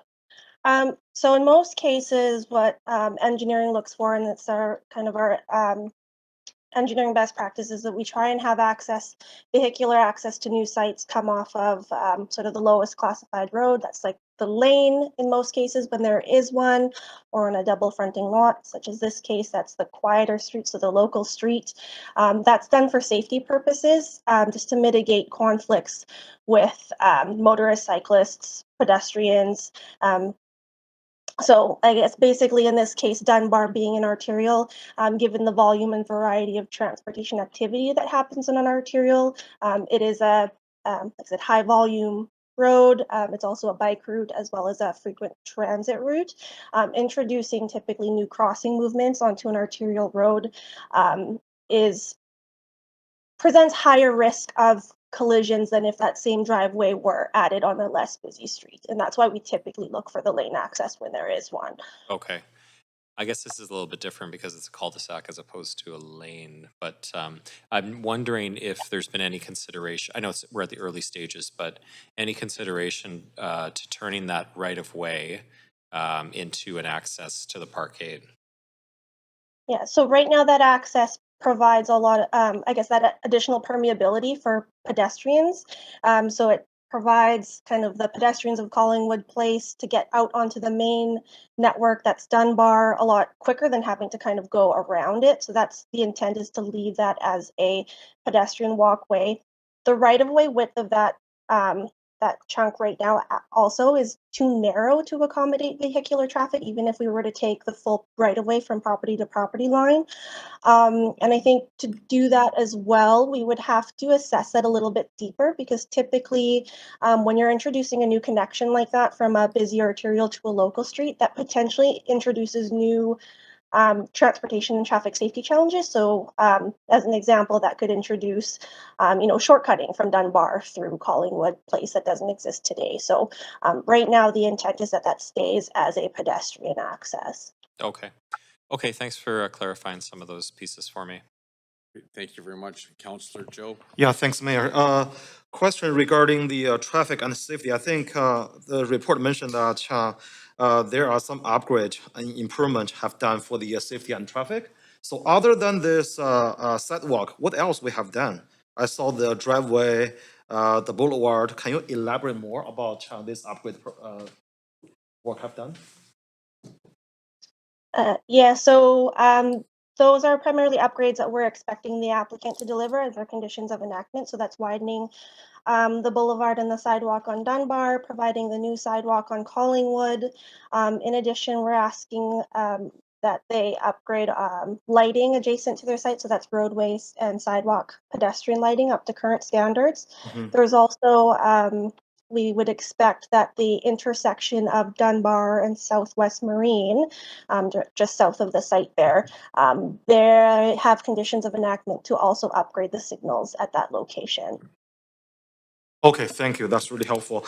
And also we know there's another building is also under the rezoning. So potentially there will be a big increase in terms of the traffic, both pedestrians and the car traffic as well. So what is our mitigation strategy in managing the traffic in that area? So similarly, that other rezoning site, we would assess in a similar fashion. Knowing that there's two sites kind of at the same time, we would consider both of those things. So similarly, at the other site's public hearing and in their referral report, they have conditions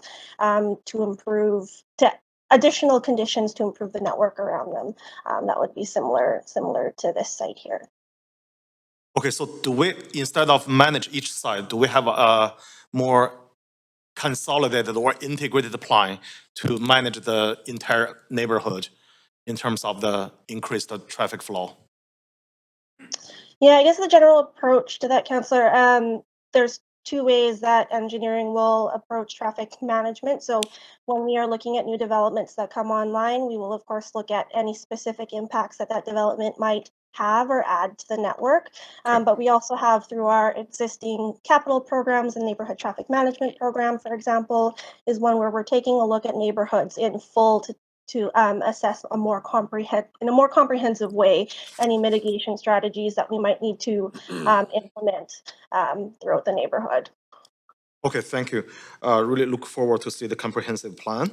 My next question is for the applicant. So I guess what communication or engagement you have done with the neighborhood, with the community?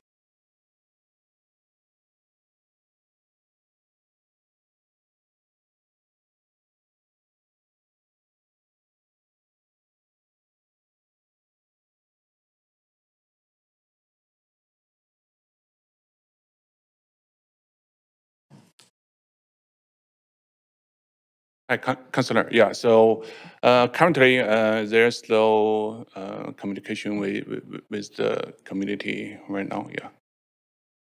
Okay, so have we done any engagement with the neighborhood, with the community? Sorry, can we ask you to come to the microphone, please? You're there. Thank you. Yeah, I know, yeah, part of the neighborhood support this program and part of the against this program. The main issue is for why I think they against this one, because I think many tenant is a UBC student and lived in this area, and the condition I think is very, very, very, very, very bad, and that they can create a match value. Sorry to interrupt. My Yes. time is limited. So I'm not asking the why they are against or why they are support, Yeah. but what communication we have done to listen to the community. Actually, I asked some tenant. No, some the owner, and they suggest me to buy the land. There's a house. I said I cannot afford too much value to buy your house, and your house you can put on, if you want to sell, you can put on the market, and there's a market value. Yeah, you can let I'm sorry, we're at time as well. Okay, thank you. Okay. Well done. Yeah. Yeah. Councillor Montague. Thanks, Mayor. Couple of questions about access. I know this generally complies with policy. However, this is a unique situation here. It's a double frontage, but there is no alleyway, and the other frontage is a dead end cul-de-sac. What are we doing about the access and egress during construction? I know during construction in another building, if a street is blocked, you can simply go the other way. That's not the case here. So for residents who are at the end of the cul-de-sac, is construction going to be only permitted on Dunbar Street during that construction phase? Thank you for the question. It's Rose Madraska from Engineering again. So that's a level of detail that we don't typically, I guess, get into at this stage, but in advance of any new development construction, the applicants are required to come up and consult with engineering before they get their street use permits. So that would include like a traffic management plan that they would work together on if required. So full road closures, so for example on Collingwood, would likely be prohibited, especially in the case of a cul-de-sac. And if there is any construction on there, that they would ensure that there's a level of flow that is provided. If for some reason a full closure is expected, and again, I wouldn't anticipate that in this case because of the unique sort of typology here, that wouldn't be done without a more resident or neighborhood consultation. Okay. And with regards to vehicle access, is it policy or just practice and preference that vehicle access to the building is done on the sort of the quietest part, whether a laneway or a side street? Yeah, it's a bit of a mixed bag, Councillor Montague. So we've got several different kind of bylaws and policies and directions, in addition to kind of what is considered engineering best practice to come off of the lowest classified, what we call the lowest classified roadway. But specific to the city of Vancouver, I'll just kind of name a few because there's a few different ones. So we've got the engineering design manual that defines arterial for people movement, and lanes or local streets for localized access. Transportation 2040 includes directions to make streets safer for people walking. So that encourages us not to introduce new crossings along sidewalks whenever possible. We also have previous council direction not to introduce new crossings across bikeways or greenways. Again, that's for the safety of cyclists as well. So there are kind of various different pieces of the policy kind of baked into different documents that we have. Okay, but it's for the most part best practice rather than set in stone. So could we have a vehicle entrance on Dunbar Street here? Yeah, I think the only bylaw, like might not be the only bylaw, the parking bylaw also dictates that for RS5 zones, which I guess this currently is, that they should not be taken off the market. But it won't be. Yeah, no, if correct. it's That's rezoned. correct. So Okay. it is something that can be considered to answer your question, but we would have to consider additional potential mitigation measures. We wouldn't know what that looks like at this time if we were to introduce it off of Dunbar. But Okay. again, it's not something that engineering would recommend. We could make it less unsafe, but between the two options, it's engineering's recommendation that it would still come off. Right. Because when I look at, I'm familiar with the area. When I look at a Google map, for instance, we both Collingwood Place and Collingwood Street, neither of them have sidewalks. So if the policy or practice is in place to mitigate pedestrian and vehicle interaction, then potentially that might actually be safer off of Dunbar Street than off of Collingwood. Yeah, the new developments will have sidewalks, I guess, in this case. Yes, but the rest of Collingwood Place and Collingwood Street still will not. And I guess that's sort of my concern here, is that interaction between vehicles and pedestrians when there is no sidewalk. I think what I also, if there's time, will also note, which I forgot to mention earlier, is we do also have tools to improve the existing access off of Collingwood. And that's by looking at different sort of restrictions on Collingwood Place, and what we commonly look at as a starting point without having to start introducing wider roads is like. Can council actually give direction to where vehicle access is done on a project?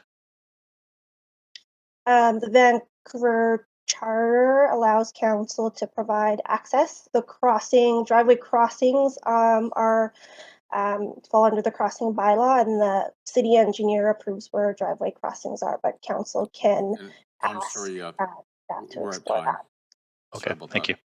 Great. Sorry. Councillor Dominato. Thanks, Chair. Most of my questions have been asked, particularly around vehicular access and servicing to the proposed building. But I'm curious if staff could just expand on what we're seeing tonight compared to previous public hearings. In my experience last term, typically we did see more detail in terms of building, vehicle access, traffic management outlines. I know some of that does come later, but in the context of a simplified sort of rezoning process, just to sort of level set for everyone who may be interested in this, because it is a change, having sat through 5 years of public hearings. So just if you could expand a little bit on that, so it's not that it's specific to this, but broadly. And how that works and what the expectations are, because there are conditions typically attached to these rezonings, and maybe you could explain that. So that's largely, there's a few questions in there, sorry. But if you could explain that process, because it has changed a bit, but there's a lot of detail in these applications that come to us. Thank you. Thank you for the question. Casey Peters, Assistant Director, Rezoning Center. So these projects, or the project that you're seeing tonight, is rezoning to a district schedule. So the SRP amendments that were approved in 2021 in December allowed for the new RR zones that we're seeing tonight. Before that, so the council term previous did not see any of these rezoning applications. The first ones we brought forward to council were the beginning of this year. So for these particular projects, we are not requiring drawings, which is why we don't have specific details about some of the things that you would typically see as a part of a CD1. And those would be worked out in further detail at the development permit stage. And so one more question on that is, could you expand then in terms of how that works? Because you have, and I know we're going to hear from community members later, as you have correspondence and feedback you've received. I think we're going to hear from residents. You've heard some questions from councillors raised. How will that be addressed through that part of the process in terms of incorporating or considering that feedback if it's approved this evening? So questions related to transportation-specific issues, like what we're hearing tonight, we do have the conditions that are in the report already, and certainly the staff have reviewed it to prepare those conditions. So Rosemary's team and other departments would continue to review the project at the development permit stage and would enforce those conditions at that time. Okay, thank you. Thanks for your time. Great. Thanks, Chair. Thank you very much. Councillor Klassen. Thanks very much, Mayor. I'm going to go back to our engineering folks and just I know we've had a lot of questions and discussion around the vehicular access, but I'm looking at, and I appreciate that our city has evolved in different ways, and every neighborhood has evolved in different ways. But this is the way this neighborhood is designed. It would effectively make this like a 3-block long driveway to get to a parkade. And so I'm just curious to know, you did make some points around your concerns around the access from Dunbar, but I'm trying to figure out how that would be different if somebody was entering or exiting off of West 43rd, or similarly going on to Blenheim Street, which I know is extraordinarily busy. Is there any real sort of clear difference between what it would look like coming in off of Dunbar? And I'm looking at a May 2023 Google Street View, which has a painted bike path, but not an actual separated or demarcated bike path on that part of Dunbar as of last spring. So if I may clarify your question a little bit, you're looking for, I guess, what a design would look like if we had the access off of Dunbar on the street right of way, and how it would be different. Okay. Sorry, just to be really clear, you did say that access off and on would have to factor in the bike access and other considerations, and I'm just trying to distinguish what those would look like different versus coming out from 43rd Avenue a block up. Yeah, so something like this, when we introduce like a mid-block crossing, that comes with additional considerations to make. So if we were to consider an access off of Dunbar, we'd be looking for additional mitigation measures. So in addition to having to navigate the what's currently a painted bike lane and any transit users at that bus stop there, I mentioned Dunbar has a much higher volume of vehicular traffic. So for example, if someone were coming southbound, they would have to make their left turn in potentially, which can be a pretty unsafe movement when it's uncontrolled like that, especially mid-block. So we would probably be looking for additional geometric improvements that might include some sort of cycling protection, potentially restricting access, so maybe a median so that it is right in, right out only, just to limit the number of potential conflict points. That would be subject to a bit of a detailed design, though, to see what we can fit in, and considering all the kind of elements that are happening on the street there. But those are examples of what we might do. Yeah, thank you. Thank you very much. Now, just knowing that there's a development that's going literally on the adjacent property just north on Dunbar, I'm assuming that if there are going to be 2 developments going in approximately the same time, then we would have, for whatever you want to call it, economies of scale with regards to addressing entrances from Dunbar Street, upgrading of sidewalks and what have you, correct? Yeah, so each site would be responsible for kind of what would be their, I guess, commensurate impact to the network. So the neighboring sites, if and when they were to come in, they also have conditions of enactment that include infrastructure improvements. So those, I guess, lane improvements, because they are adjacent 44th, and then their sidewalk improvements as well. Just 2 other quick questions, just with a minute left. Again, the factor of the 3-block entrance to off of Collingwood Place for this building, is that something that we would sort of take into account and probably argue that a shorter route might be more advantageous, perhaps less energy intensive? Yeah, so that's something that would be considered as part of engineering's review. So they'll look at things, we'd look at things such as kind of how much new vehicular traffic, or I guess any of the modes, might be anticipated from any new development, and whether or not that creates a new unsafe Good. condition. Just with 30 seconds left, we have an imperative to try and create walkable neighborhoods, correct? And we don't have any sidewalks on Collingwood Place, so that would seem to be working against walkability, correct? Not at this time. There's no sidewalks on Collingwood. Very good. Thank you very much. Thank you very much. All right. So we're going to hear from the public now.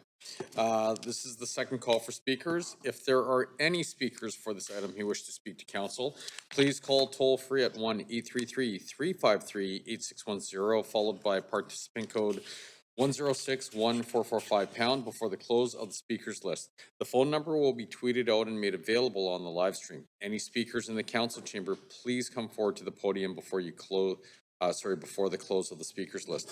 Speakers will have 5 minutes to make their comments and should limit their comments to the merits of the report being considered. So now we do have a bunch of speakers here, and I'm going to go off the speakers list now. And the first speaker we have is Sarah Harish. Sarah, are you here? Your Sim, it's actually Harish, Sarah. I'm used sorry. to having my surname flipped around. Okay, sorry about that. No, it's just fine. May I start? Yes, please. I had two, before I start, I had two, thank you, and there's one other one as well. And they're interchangeable, and I think everyone's accustomed to these. Good evening, Mayor Sim and respected councillors. My name is Harish Sarah, and myself and my family have lived on Collingwood Place for nearly 20 years. And I've lived in Vancouver all my life.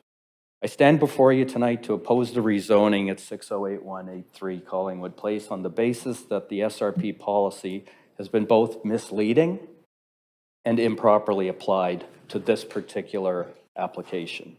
The events leading up to today are no fault of present mayor or council. Leading up to the adoption of the SRP in late 21, extensive public consultation opportunities were afforded, as they should be. The two maps up there, which are part of the final policy that was adopted, I just couldn't get a color map to print, is what we received.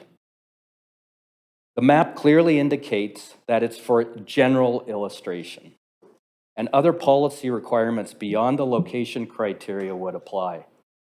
Additionally, the diagrams that you see up right now illustrate how the policy applies to specific blocks. Section 2.4 and Table 2 in particular of the SRP state that off-arterial properties may be up to 4 stories and follow an RR1 or RR2A option. Only if a property is on an arterial may it be considered for RR2B. This property has a Collingwood Place address. The primary entrance is off Collingwood. The diagrams that you see there, nowhere do you see anywhere reference to a cul-de-sac. It talks about block fronts and a block face, and that's where all the houses face the same direction. Go to a dictionary and look at the definition of fronting. It means the side of the building that contains the principal entrance. I don't see any rational way one could assume this property or others are anything but off-arterial. The consultation that was carried on was done by a former director of planning and a former mayor and a former council. And it misled residents on our cul-de-sac into believing that all our properties on our cul-de-sac were anything but off-arterial.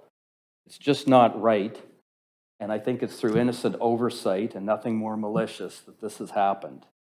Section 2.4 of the SRP, which came out in spring of 22 after the policy was adopted, talks about eligibility for regular sites in low-density transition areas. 2.4.1 in particular makes reference to regular street grids. This is not the case. A cul-de-sac, by its definition, is a passage closed at one end, a route leading to nowhere. In the maps up there, you see there's no reference to cul-de-sacs or how this all would work. And I do note in April of 23, an administrative change was made to add the word double fronting. When the public consultation was done for the SRP, the word double fronting was not used anywhere. When this application went forward, and others in January of this year, the word double fronting did not exist. So, what's the solution? The SRP thankfully provides provisions for unique circumstances, such as these in 2.4.2, where a site-specific CD1 process should be undertaken. And as my neighbors who are up there and over here will explain, it's not the new forms of density that we're concerned about. It's the material safety concerns that we face given the tightness of space on the cul-de-sac. Mayor Sim and fellow councillors, you're entrusted to protect all residents. Once this is passed, it's going to be irreversible. You have the tools through a CD1 for off-arterial options to do the right thing. And you're going to hear from a lot of people.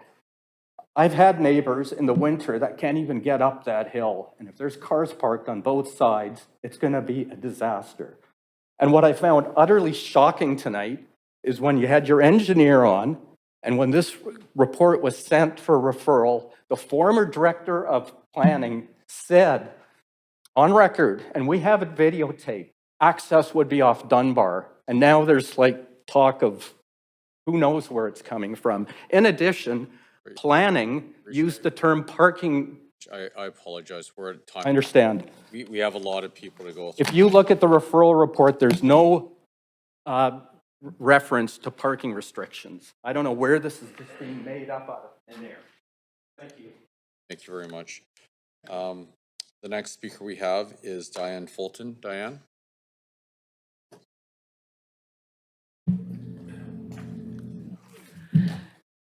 Mayor Sim and Council, thank you for giving me the opportunity to speak. My name is Diane Fulton. I'm a resident of Vancouver and a resident on Collingwood Place. My husband, Brian Fulton, and I oppose this application. I've been the block watch captain for our street for about eight years, so my focus is on safety. Lots of our neighbors have joined us here tonight, maybe up there, maybe out in the hall listening to it on the live stream, who are here to express their opposition to this application. I understand the city and totally agree with the city's urgent need to create more housing. I'm not here to argue about densifying our street. I want to point out the unique features of our cul-de-sac that need to be considered. There's my map. I sketched this, clearly noted not to scale, but I hope it helps illustrate my points. You know that Collingwood Place is north and east of the intersection of Southwest Marine Drive and Dunbar Street. But we don't have any access to either of those streets other than that little gravel pathway that we walk on the west side there. So none of the features of our cul-de-sac are especially unique on their own, but I think the four features I'm going to talk about combined do raise some significant safety and accessibility concerns with respect to the proposed development. First point, we're a cul-de-sac. I have been told, not corroborated, but the Collingwood Place is one of the longest cul-de-sacs in the city. Only entrance is via Collingwood Street. And worth noting also, Collingwood Street is another dead end. Collingwood Place and Collingwood Street, both dead ends. We have 26 houses on our cul-de-sac. 20 of the 26 houses have no access to a lane. They have driveways in the front, and their only way of getting into and out of their home is via Collingwood Place. Go down Collingwood Place, turn onto Collingwood Street. So no lane access is my second feature of our cul-de-sac. Thirdly, our street's narrow. Our street is 7.3 meters wide versus the norm of a Vancouver street, I understand, is just over 10 meters. And we also have two traffic circles I've sketched in there, so obviously the street is much narrower by the traffic circles. And fourth, we have no sidewalks on either side of the street. So as of right now, our street is reasonably safe to walk on because there's not a lot of traffic. And usually there are virtually no cars parked on the street because people have driveways to park in. But if the proposed new development was to proceed, many significant accessibility and safety concerns are raised by these four factors, and my neighbors who are speaking tonight will elaborate on these. Mayor Sim and Council, I thank you that I can raise these concerns about the uniqueness of our cul-de-sac, the narrow width, the dead end, the lack of lanes, the lack of sidewalks, and I respectfully request that you refuse this application. Thank you again. Thank you very much. The next speaker we have is Eugene Lee. Eugene?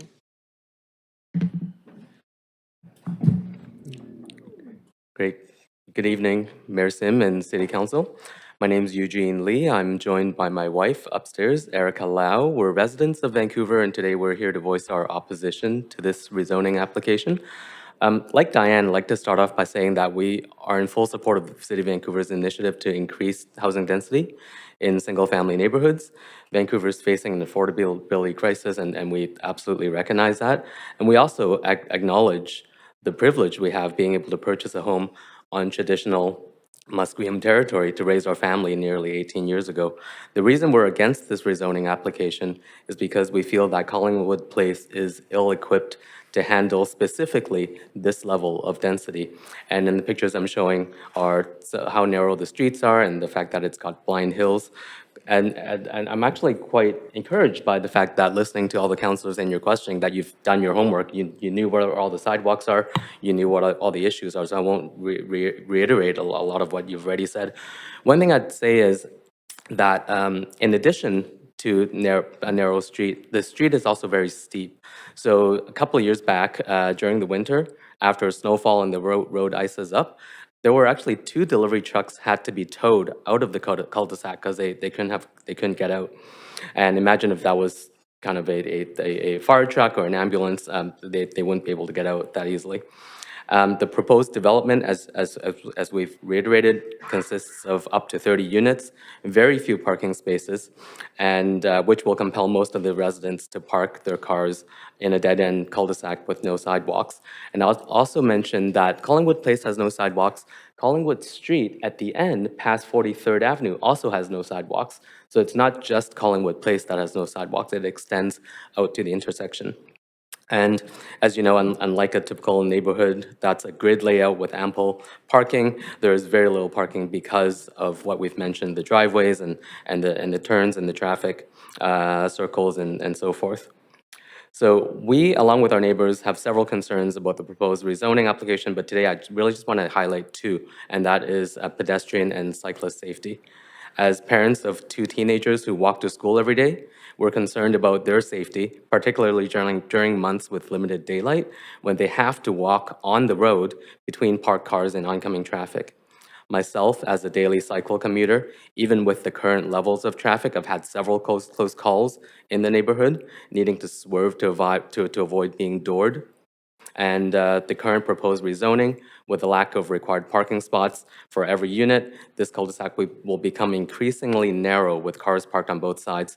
This, combined with oncoming traffic, pedestrians on the road, will make cyclists like me going to work every day, will have very little room to avoid accidents.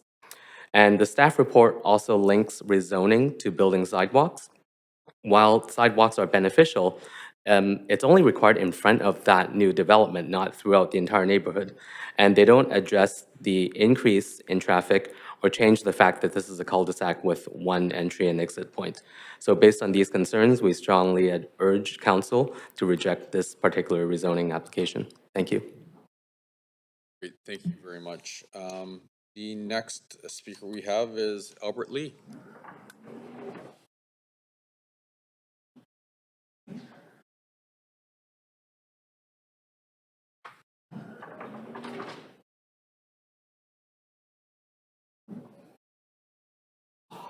Mayor Sim and councillors.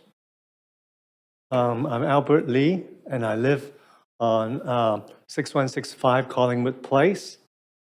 I oppose to the rezoning application. I understand fully the need for housing, but Collingwood Place is too narrow for it. To do it here is not appropriate. I'm speaking from my own experience.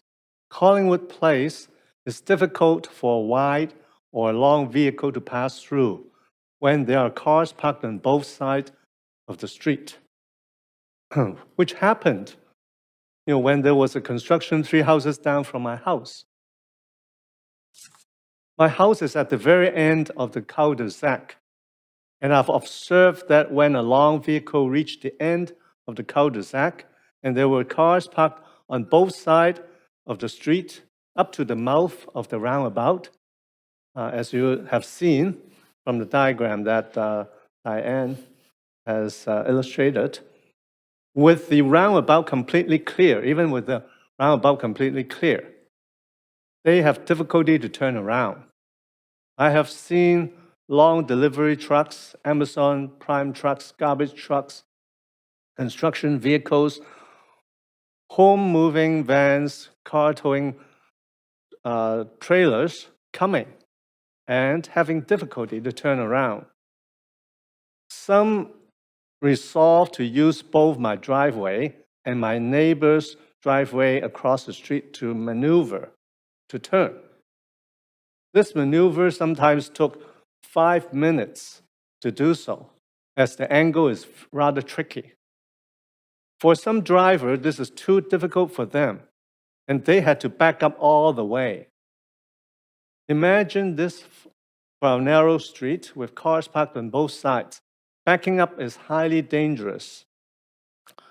The street is half a kilometer long with corners and inclines.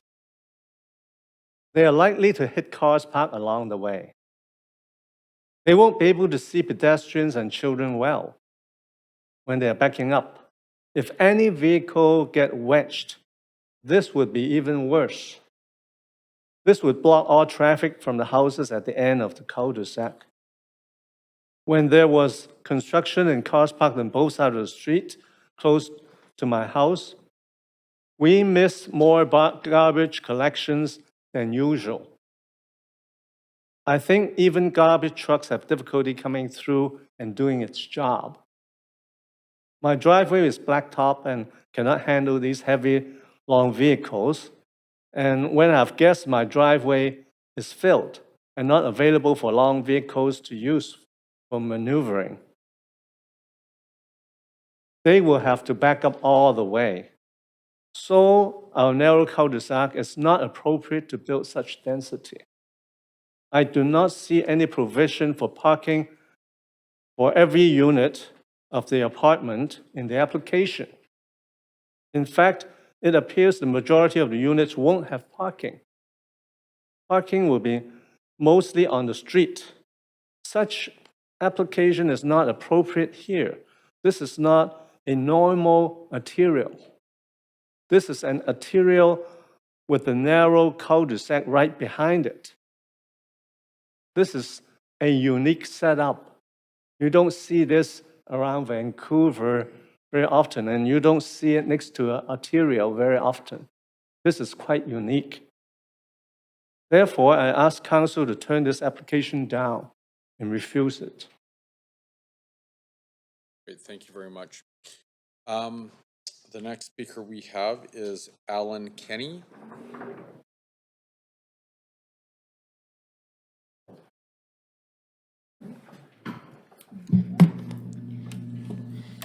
Thank you.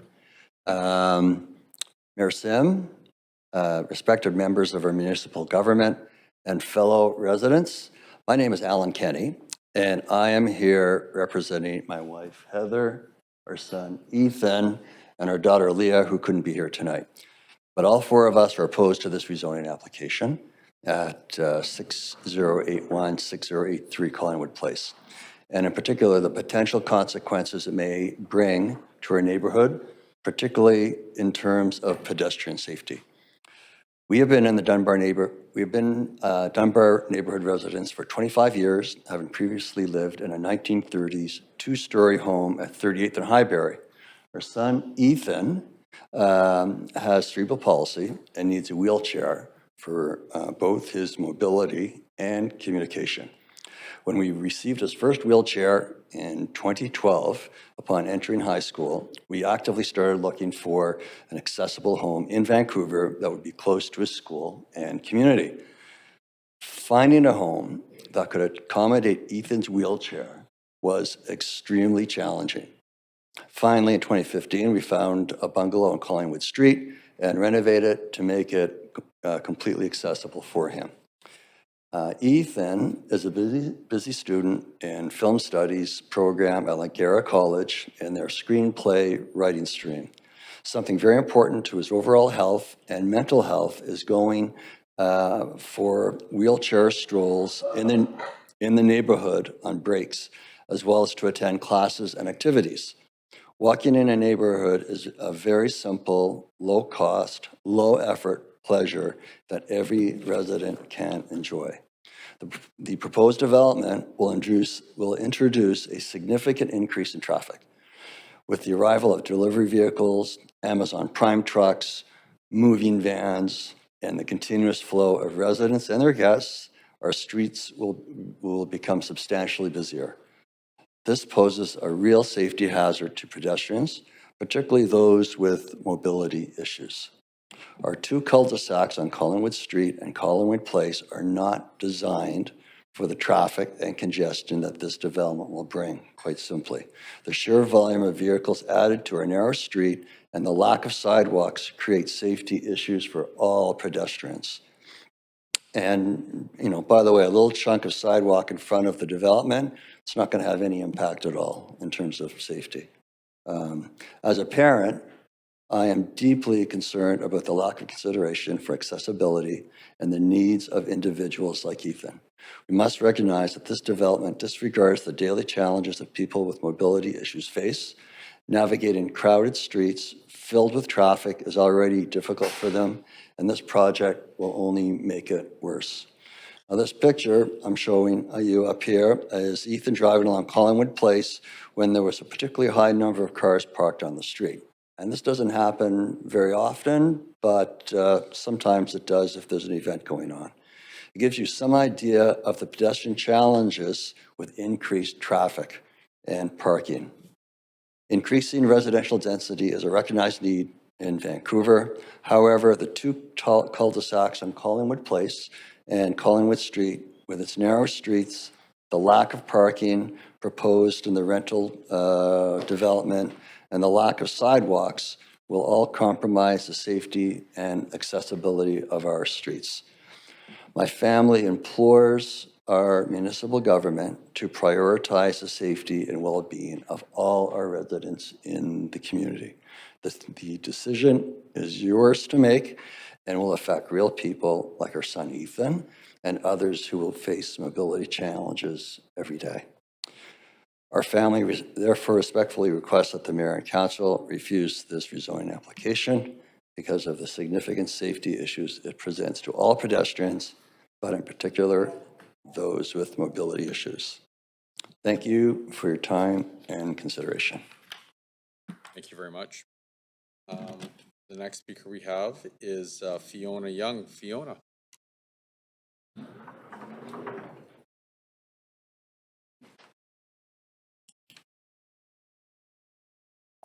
Good evening, Mayor Sen and City Councilor. I'm Fiona Young. I am Canadian citizen and a resident of Vancouver. I live at Dunbar at West 29th Avenue.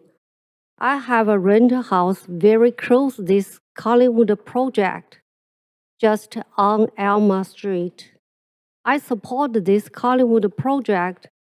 I know that most tenants in this area live in houses built in the 1950s and 1960s. The houses are in very bad condition.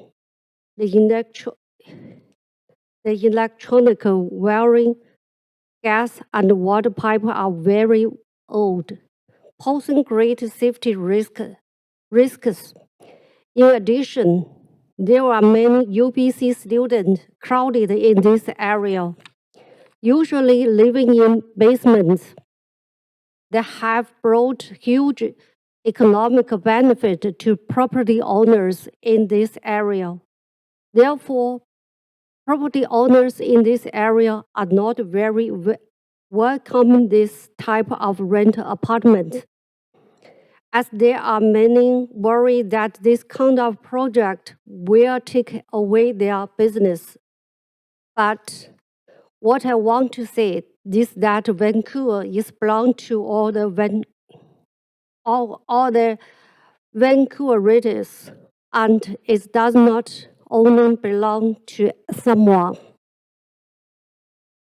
The transportation of this project is very convenient. There is a bus stop at the door, and it is very close to supermarkets and the bus terminal.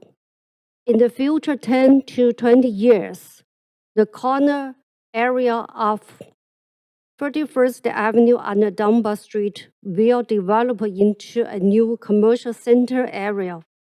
This area will be greatly changed, and this area will host more people. So looking back 10 to 20 years from now, I think you will be proud of your wise decision in approving this project today. Thank you. Great, thank you very much. The next person we have on the line would be Andrew Wong. Andrew, are you online? I'm just checking, Mayor. No, Andrew is not on the line. Okay, the next person is speaker 8, Sally Chen. Sally, are you there?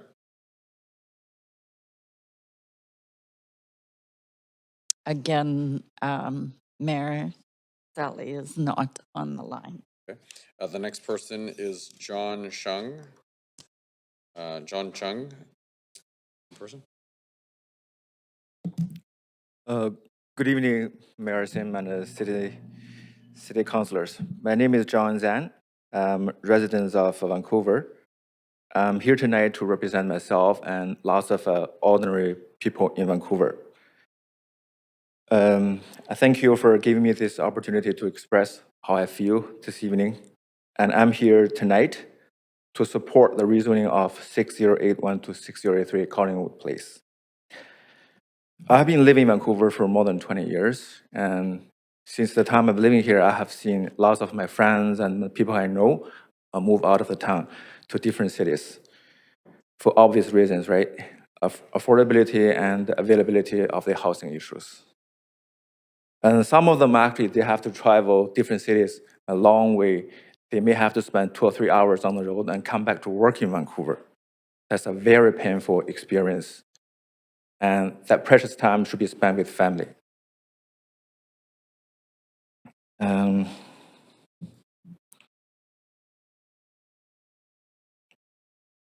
myself also have the same feelings because sometimes I have to go to work in different cities and come back to here as well.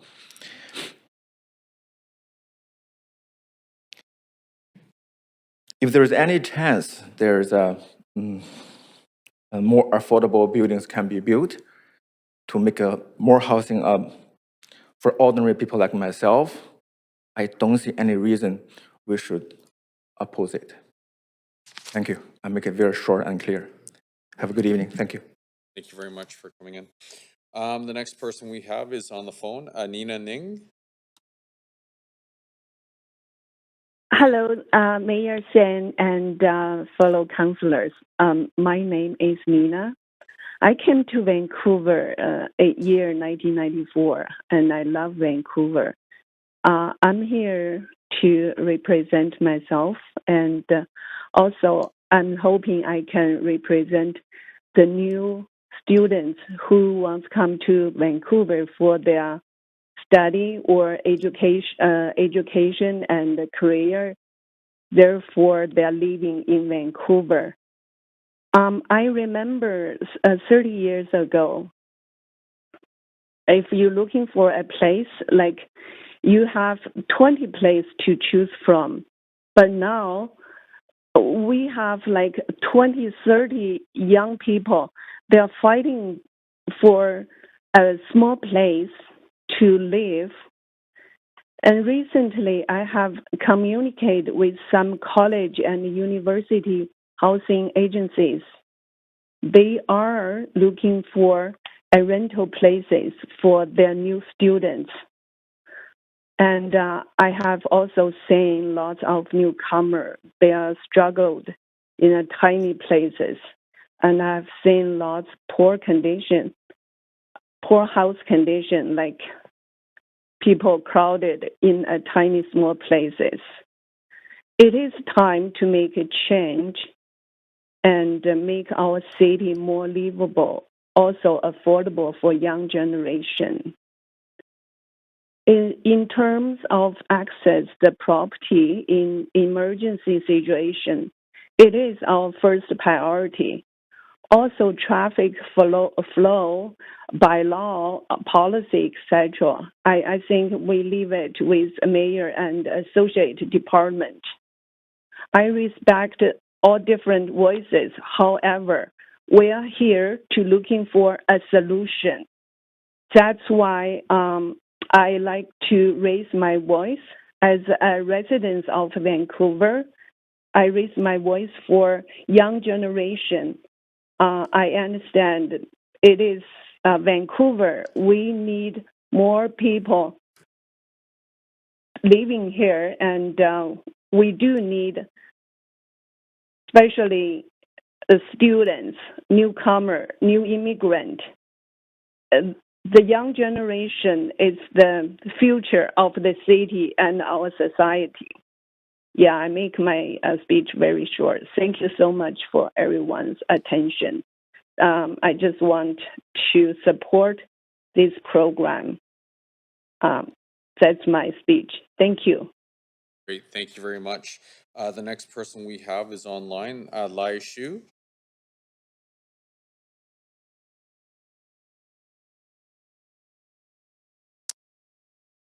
Mayor, speaker number 11 is not on the line. Okay. The next person we have is speaker number 12, Ru Lien Ren. And again, speaker number 12 is not on the line. Okay, speaker number 13, Benny Pulver, in person.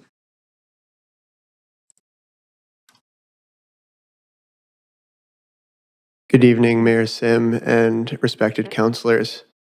I'm speaking on behalf of my family who lives on Collingwood Place in opposition of the development.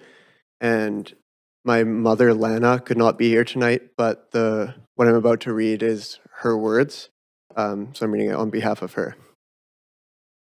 Do any of you have any idea how frightening it is to be woken up in the middle of the night and evacuated from your home due to a huge fire next door and not know all night whether your home would be there in the morning? And then live for the past over 5 months fearing that should this ever happen again, the firefighters may not be able to get the fire to extinguish it should these new developments go forward? On May 2nd at around 6:30 p.m., my husband came home from work and told me to come outside right away. The house next door had been set on fire by a tenant, and the fire was mostly smoky, and the firefighters were able to put it out within a couple of hours. Our home was smoke-filled, but no damage had been done. After the fire was extinguished, a fire truck had difficulty getting out of our cul-de-sac due to cars parked on both sides of the block of our very narrow street. This was very scary and had made us fearful that this problem could arise not just on the way out, but also on the way in to fight a fire and prevent the fire truck from getting to it fast enough, or to prevent an ambulance that should be required. On May 4th at 1:30 a.m., 36 hours after the first fire, my son Benny, who was up working, came panicked into our bedroom to tell us there was banging at our front door. As soon as he came into our room, he realized how hot it was. We were fast asleep, but our bedroom borders on the house next door. The banging was neighbors trying to wake us up due to the blaze. We got up and in a frenzy grabbed a few things and fled. My husband had recently had a knee surgery and was hobbling out as quickly as he could on crutches, but didn't even have time to grab his shoes. When we got outside, we saw the house next door completely ablaze. We were told that there were embers in the attic that weren't properly extinguished, causing them to reignite the fire. We went to sleep at my sister's house, but I couldn't sleep because I kept wondering if our house would survive. Thankfully, our house was mostly okay, except for the paint that was starting to peel on the adjacent wall to the fire. This showed that had the fire not been put out when it was, our house could very quickly have caught fire as well. And that's what you're seeing on the screen right now is a picture of the fire that second night and the truck having difficulty getting to the house. Collingwood Place is an extremely unique enclave. It was designed in the 1950s and is not the same as the typical grid as most streets in Vancouver. The street is extremely narrow without sidewalks, and people walk down the middle to get to their homes. There have been many instances over the years, particularly when new homes have been built, where we have not received necessary services such as garbage or recycling pickup, as the trucks couldn't get through to our cul-de-sac given the cars parked along the road. Should the development at 6081 to 6083 Collingwood Place happen, with 30 units and nowhere near enough parking for each of those units, we know that those cars will be parked along our cul-de-sac. Even if the building faces onto Dunbar Street, people will park on Collingwood Place and simply walk down the path from our street to Dunbar to gain access to the building. Should this development proceed, Council will have a huge safety and security risk on its hands. We are not opposed to density in our city. In fact, we fully support density where it makes sense. Collingwood Place backing onto Dunbar or vice versa is not a logical place to put a 5-story, high-density building. All along the rest of Dunbar, and even 41st, are great arterial streets to put up buildings with density. We didn't oppose the developments going up on the west side of Dunbar across from where this development has been proposed. But these developments have back lanes dividing the buildings from the homes in behind. This allows for homes and buildings to receive their necessary services. While blanket policies may seem sound, they don't consider the uniqueness of certain situations. It is incumbent not to treat every street in our neighborhood in exactly the same way and look at each project on its own merits. There are many single-family homes that could be replaced along Dunbar with denser buildings, and yet some new single-family homes are even being built along Dunbar as we speak. That's where these developments should be, and not on a unique cul-de-sac that presents a significant safety risk to the lives of those who live on it should emergency services not be able to access homes tucked away where there is only one point of entry and exit. We implore you to use common sense and reject this application. Thank you. Thank you very much, Benny. Okay, the next speaker that we have is speaker number 14, Maggie Lee. And Maggie is going to be a representative speaker for 3 other individuals. So you have 8 minutes to speak.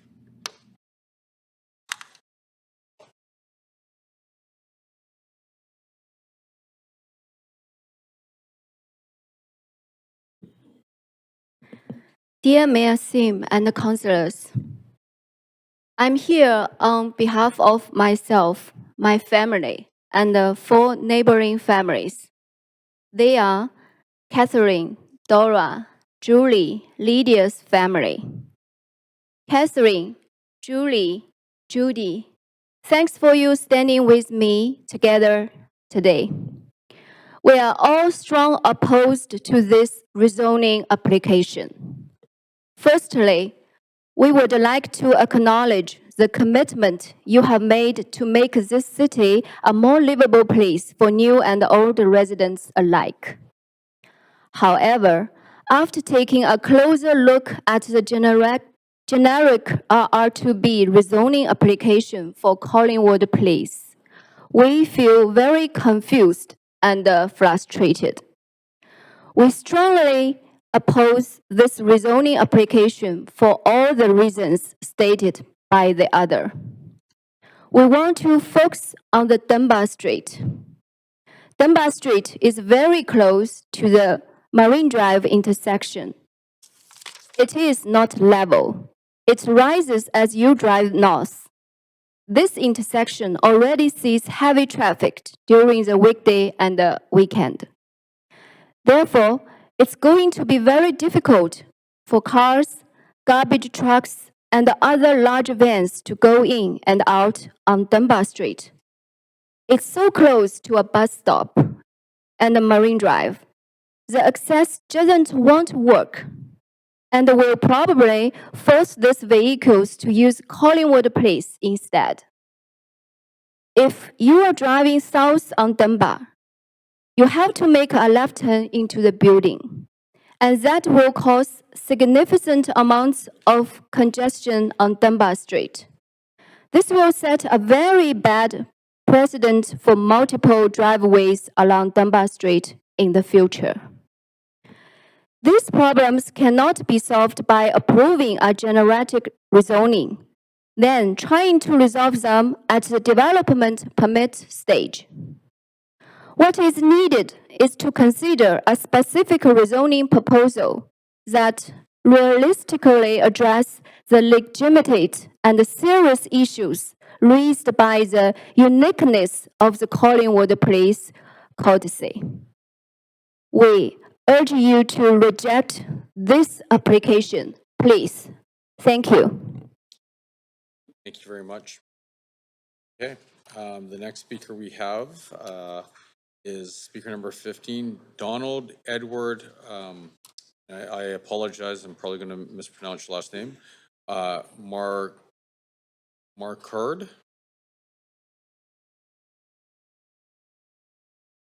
Donald, are you on the line?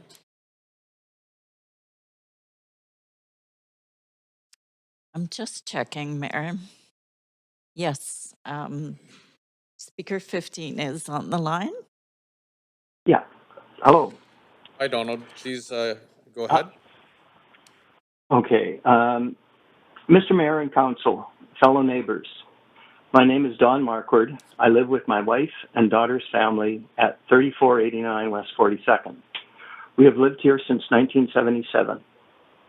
We strongly oppose this application as it does not consider the safety aspects it will impose on this cul-de-sac. My neighbors have already given many reasons why this application should be refused. I would like to add the following. I have 2 school-age grandchildren who walk to school along Collingwood Street and 42nd Avenue. Given the number of public and private schools in close proximity, there are also many cars assuming Collingwood and Collingwood Place are through streets and attempt to get to Marine Drive, turn around at the cul-de-sacs, and roar north up Collingwood Street.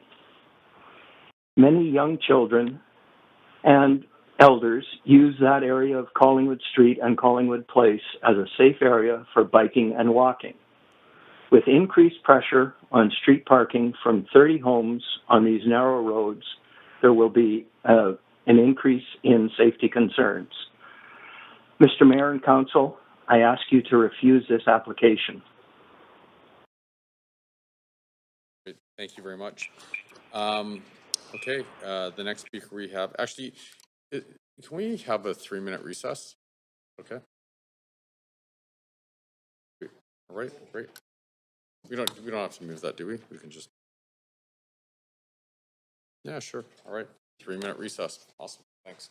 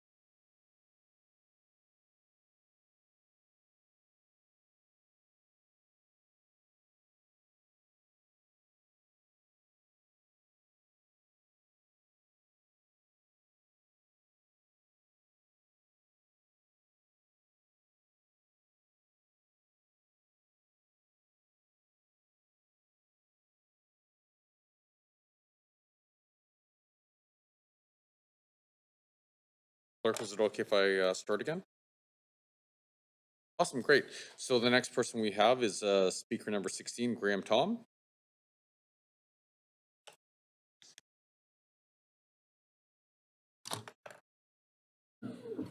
Thank you.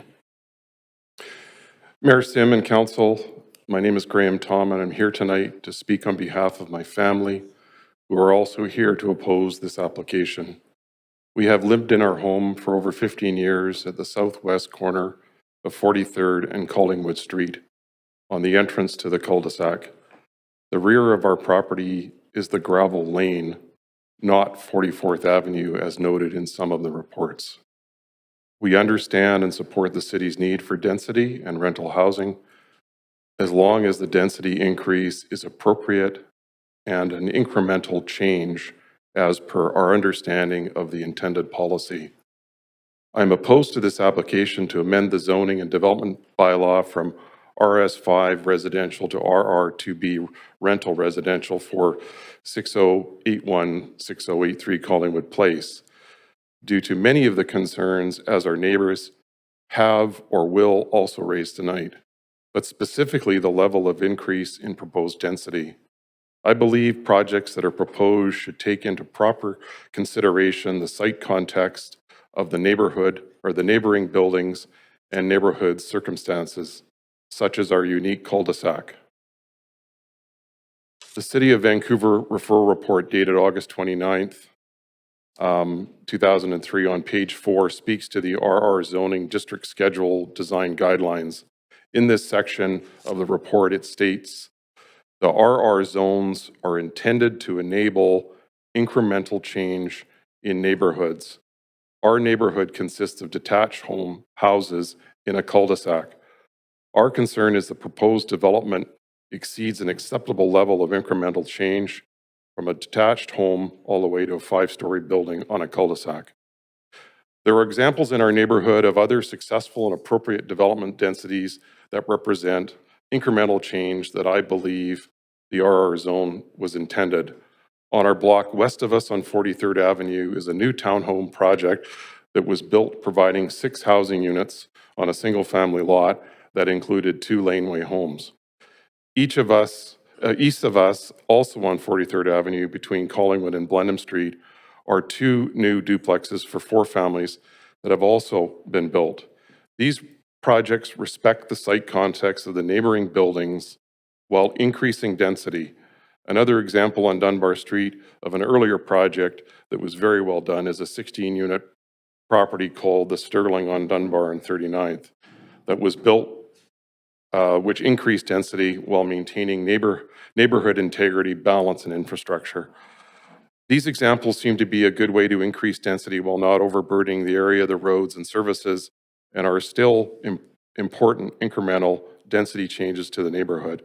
While I understand, again, and appreciate the need for increased housing, I do not support excess incremental changes in density and oppose this 5-story application and ask the mayor and council to refuse such application or approval. Thank you very much.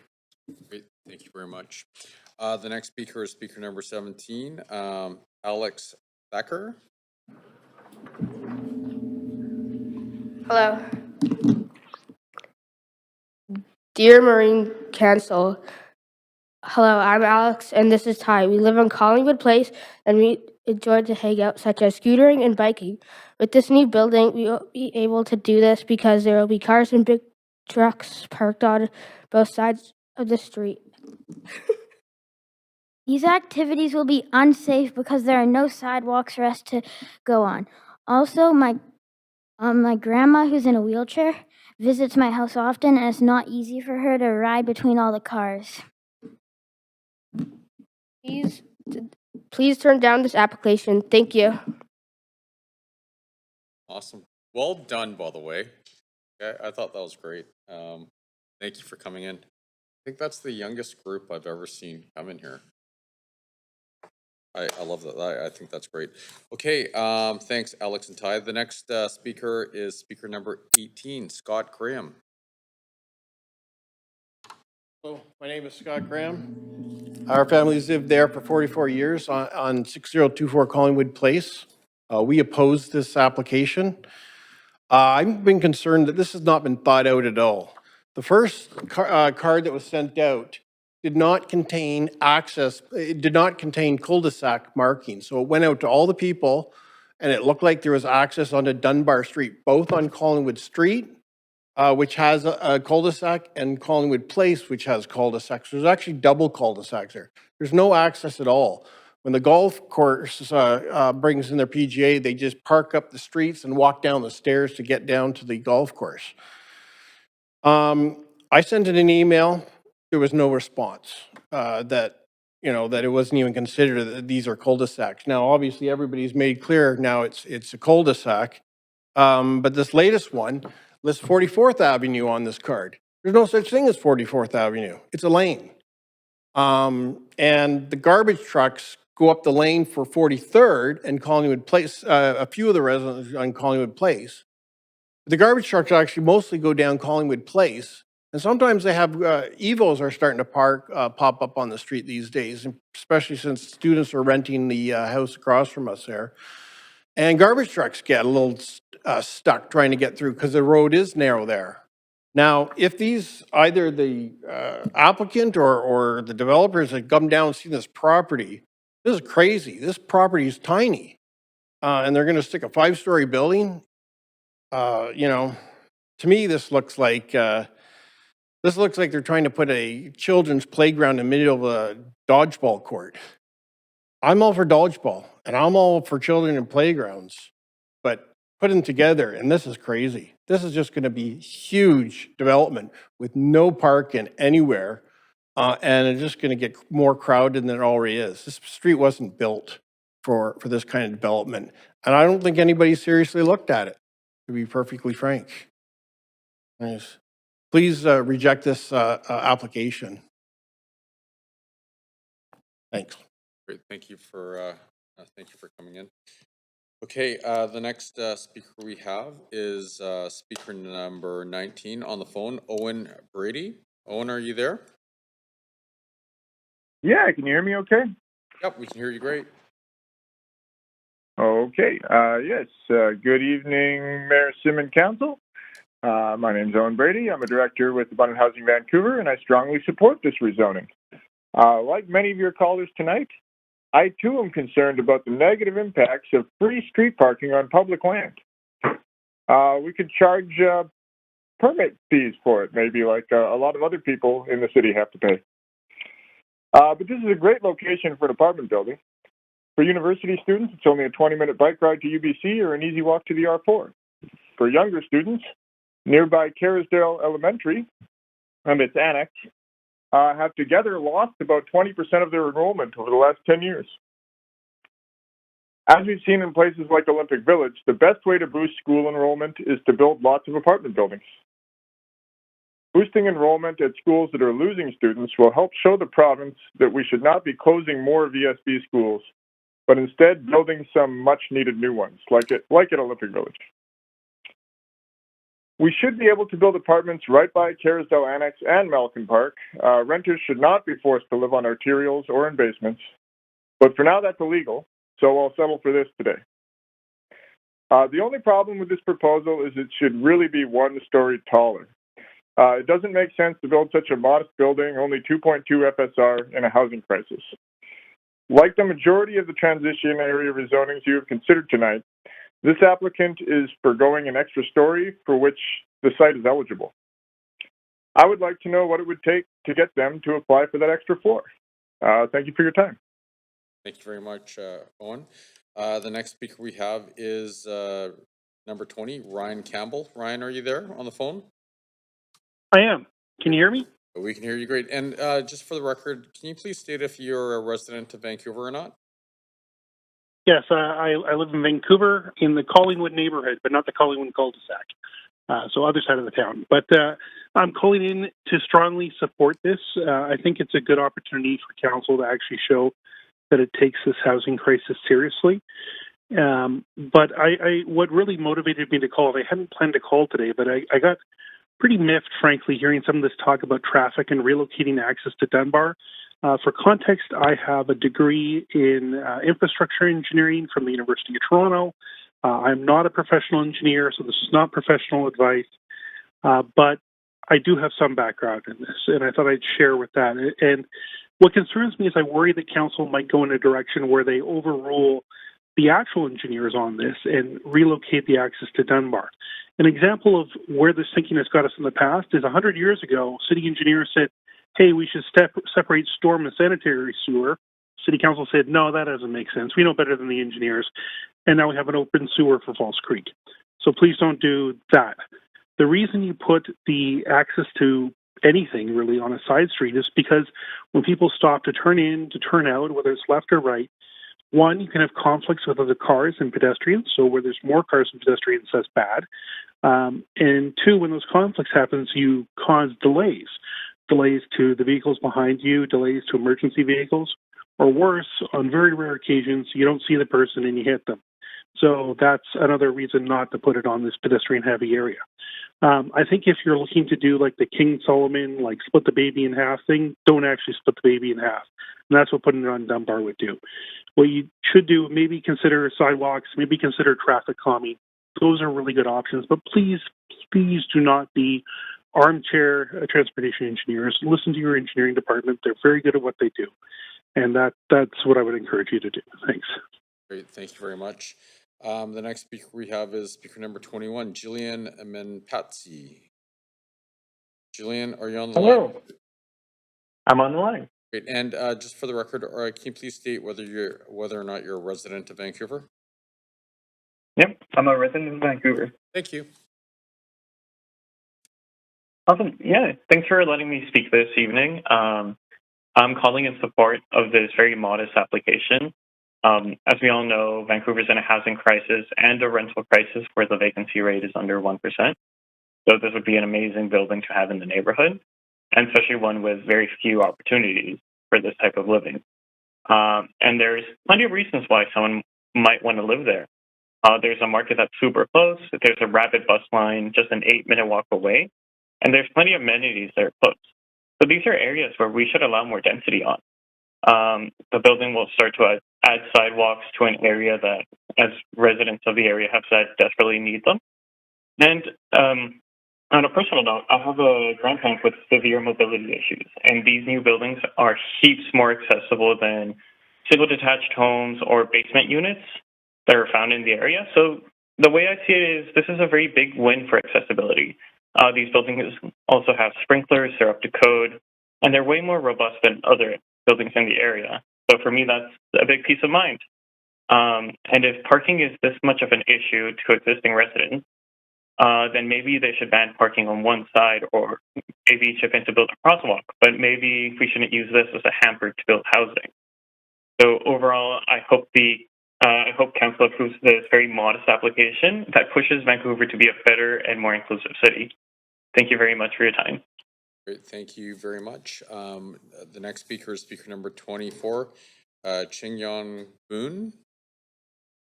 Hello.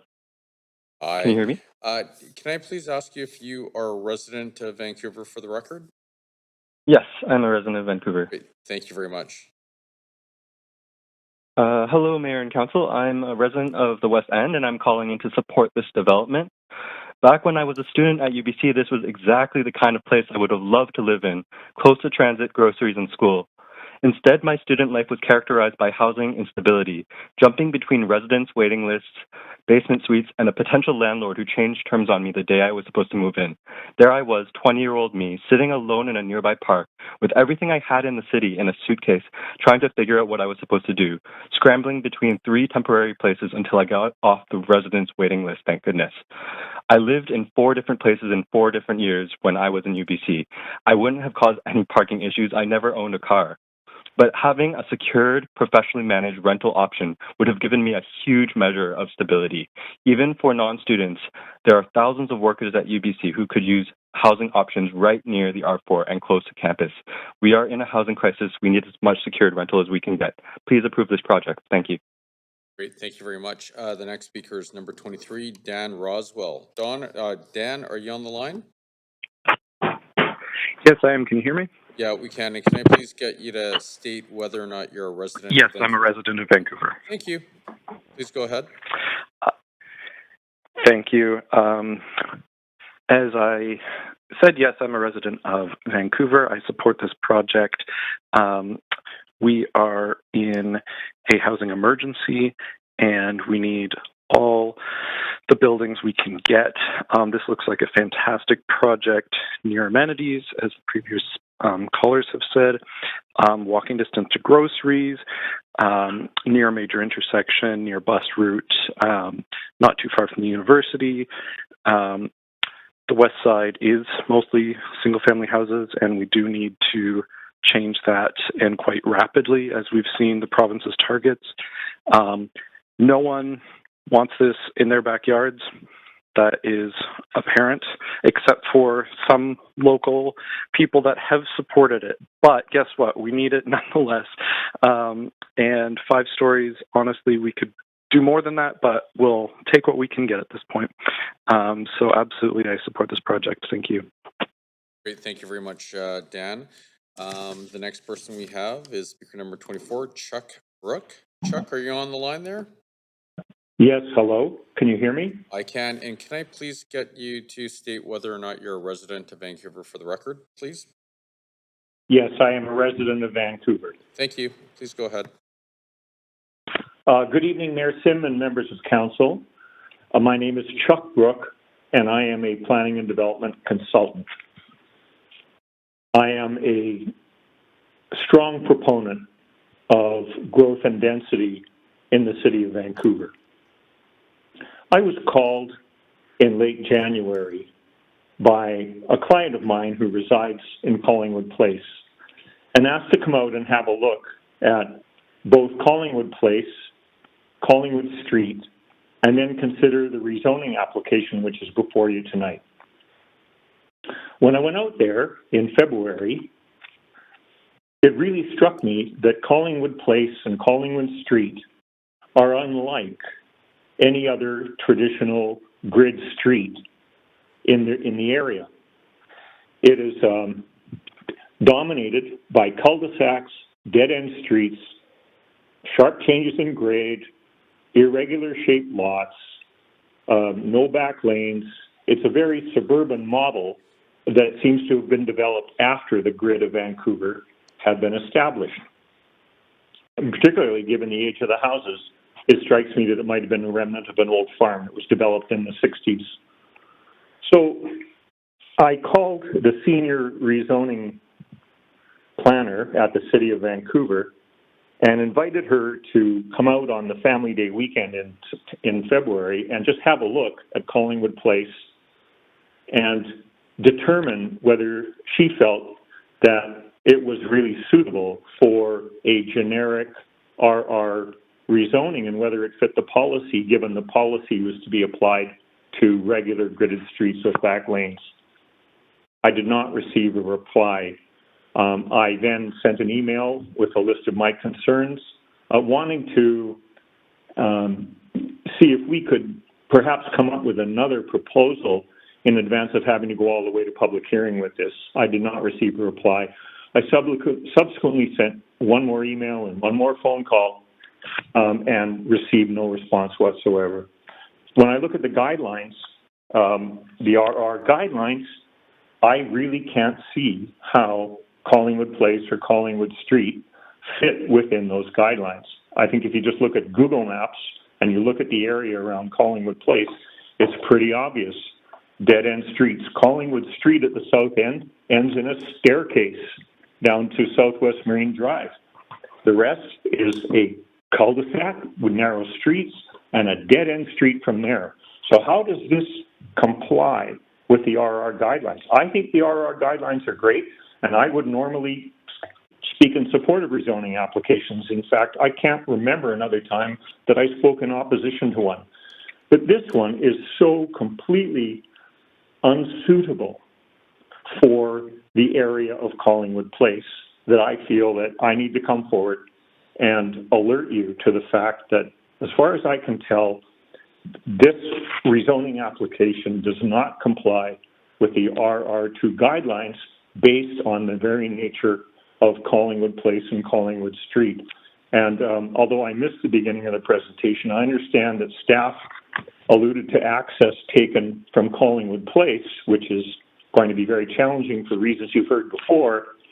But I also was watching the referral report that led to this public hearing, where the director of planning at the time assured council that access would be taken from Dunbar Street. And I can't, for the life of me as a planner, who've been through a lot of rezonings in my career, understand how Dunbar Street would be a viable access for parking, garbage trucks, loading, when you have to make left turns across Dunbar, if you're southbound, when there's a bus stop immediately to the south of the property, and when it's so close to Southwest Marine Drive. So from my perspective, I don't think there is a viable means of access.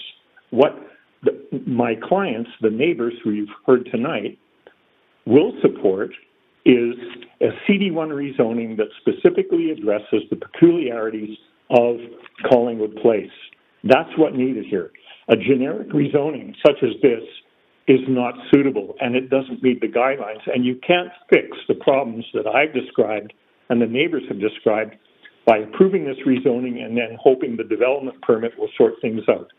I used to be the senior development planner at the City of Vancouver, and I can tell you, you can't fix this with a development permit. It needs to be fixed now. Sir Chuck, I apologize, you're out of time, but you do have a question. So, Councillor Kirby-Young. Yeah, thanks, Mayor, and thanks, Chuck, for speaking. I have a couple of questions for you. The first one is I just want to, if you can recap for me it clearly. I know you have a lot of planning expertise, but in layman's terms, for why you believe that this is not, sorry, that this is not compliant or doesn't conform with the RR zoning? Yes. Firstly, I'm just going to go to a note I made here, if you'll just give me a moment. Thank you. To put it in really graphic terms, this is a round peg in a square hole. The report before you states that sites that meet these criteria and that are part of the typical street grid and have a full lane to the rear or are double fronting may be considered for rezoning under the SRP to one of the residential zones. And the SRP considers the shape, size, and other attributes in determining eligibility. And I can't sensibly understand how the peculiar aspects of Collingwood Place and Collingwood Street fit within that grid. To me, it seems like the grid is just overlain over the whole area without noticing that Collingwood Place and Collingwood Street are materially different than that. So it's just not a fit. There can be a rezoning, but not this one.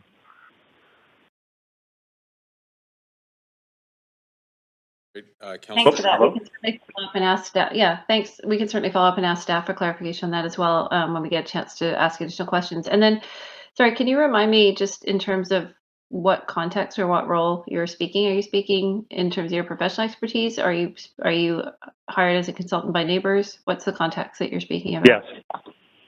I have been engaged by a number of the neighbors, some of whom you've heard from, to act as their development consultant to provide them with my advice as to whether or not the rezoning application before you is, first of all, in compliance with the policy, and then secondly, to assist them in making their views known to you tonight. Okay.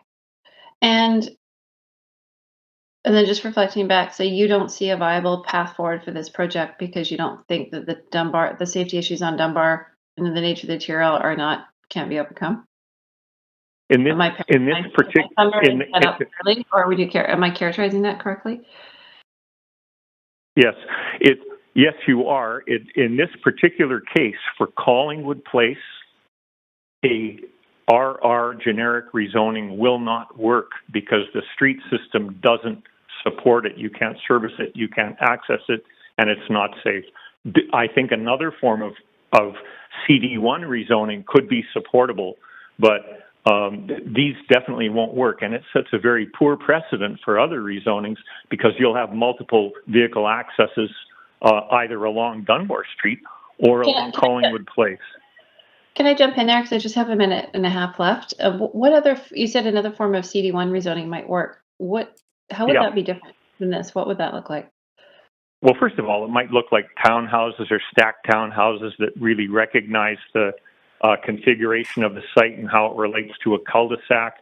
And you would accommodate the parking and the loading in a different way. And the nature of the development would be less dense because it's difficult to support a development of a, say, 4, 5, 6-story scale in the instance of Collingwood Place. It might work very well on Dunbar Street or another typical grid, but because of the physical constraints of Collingwood Place and Collingwood Street, a dense development won't work, but a less dense development will. Okay, because if you did townhouses or row houses, you could have off-street parking, for example, but without having to have sort of the same volume, but you have more options for physically for configuration. Yes, you reduce the impacts of the development by reducing its scale and to bring it into something that will actually viable work in that setting. Okay, thank you. I appreciate the perspective. Thanks very much. Thank you very much. You're welcome. Councillor Montague. Thanks, Mayor. Hi, Chuck. Good to hear from you. Hello. We heard early on, and I don't know if you've had a chance to listen to all of the speakers tonight. There was some mention of that one of the policies, I think it was the SRP policy that the individual mentioned, was that this double frontage vernacular, the wording around double frontage was either an afterthought or something along those lines. Are you able to expand on exactly this, what a double frontage is and how it fits within these policies or how it doesn't fit? Yes. Okay, well, in the typical circumstance, leaving Collingwood Place aside for a moment, if you have a site that might not have a lane, but it fronts on 2 conventional streets, it gives you the opportunity to serve it from either side. And if the site is level, that might work very well. And so in the absence of a lane, a site with double frontage can be an acceptable alternative for RR. But in the case of Collingwood Place, neither one of them works. Collingwood Place doesn't work because it's a cul-de-sac, and that's never designed to take very much traffic at all because it's just driveway entrances in a circle and irregular shaped lots.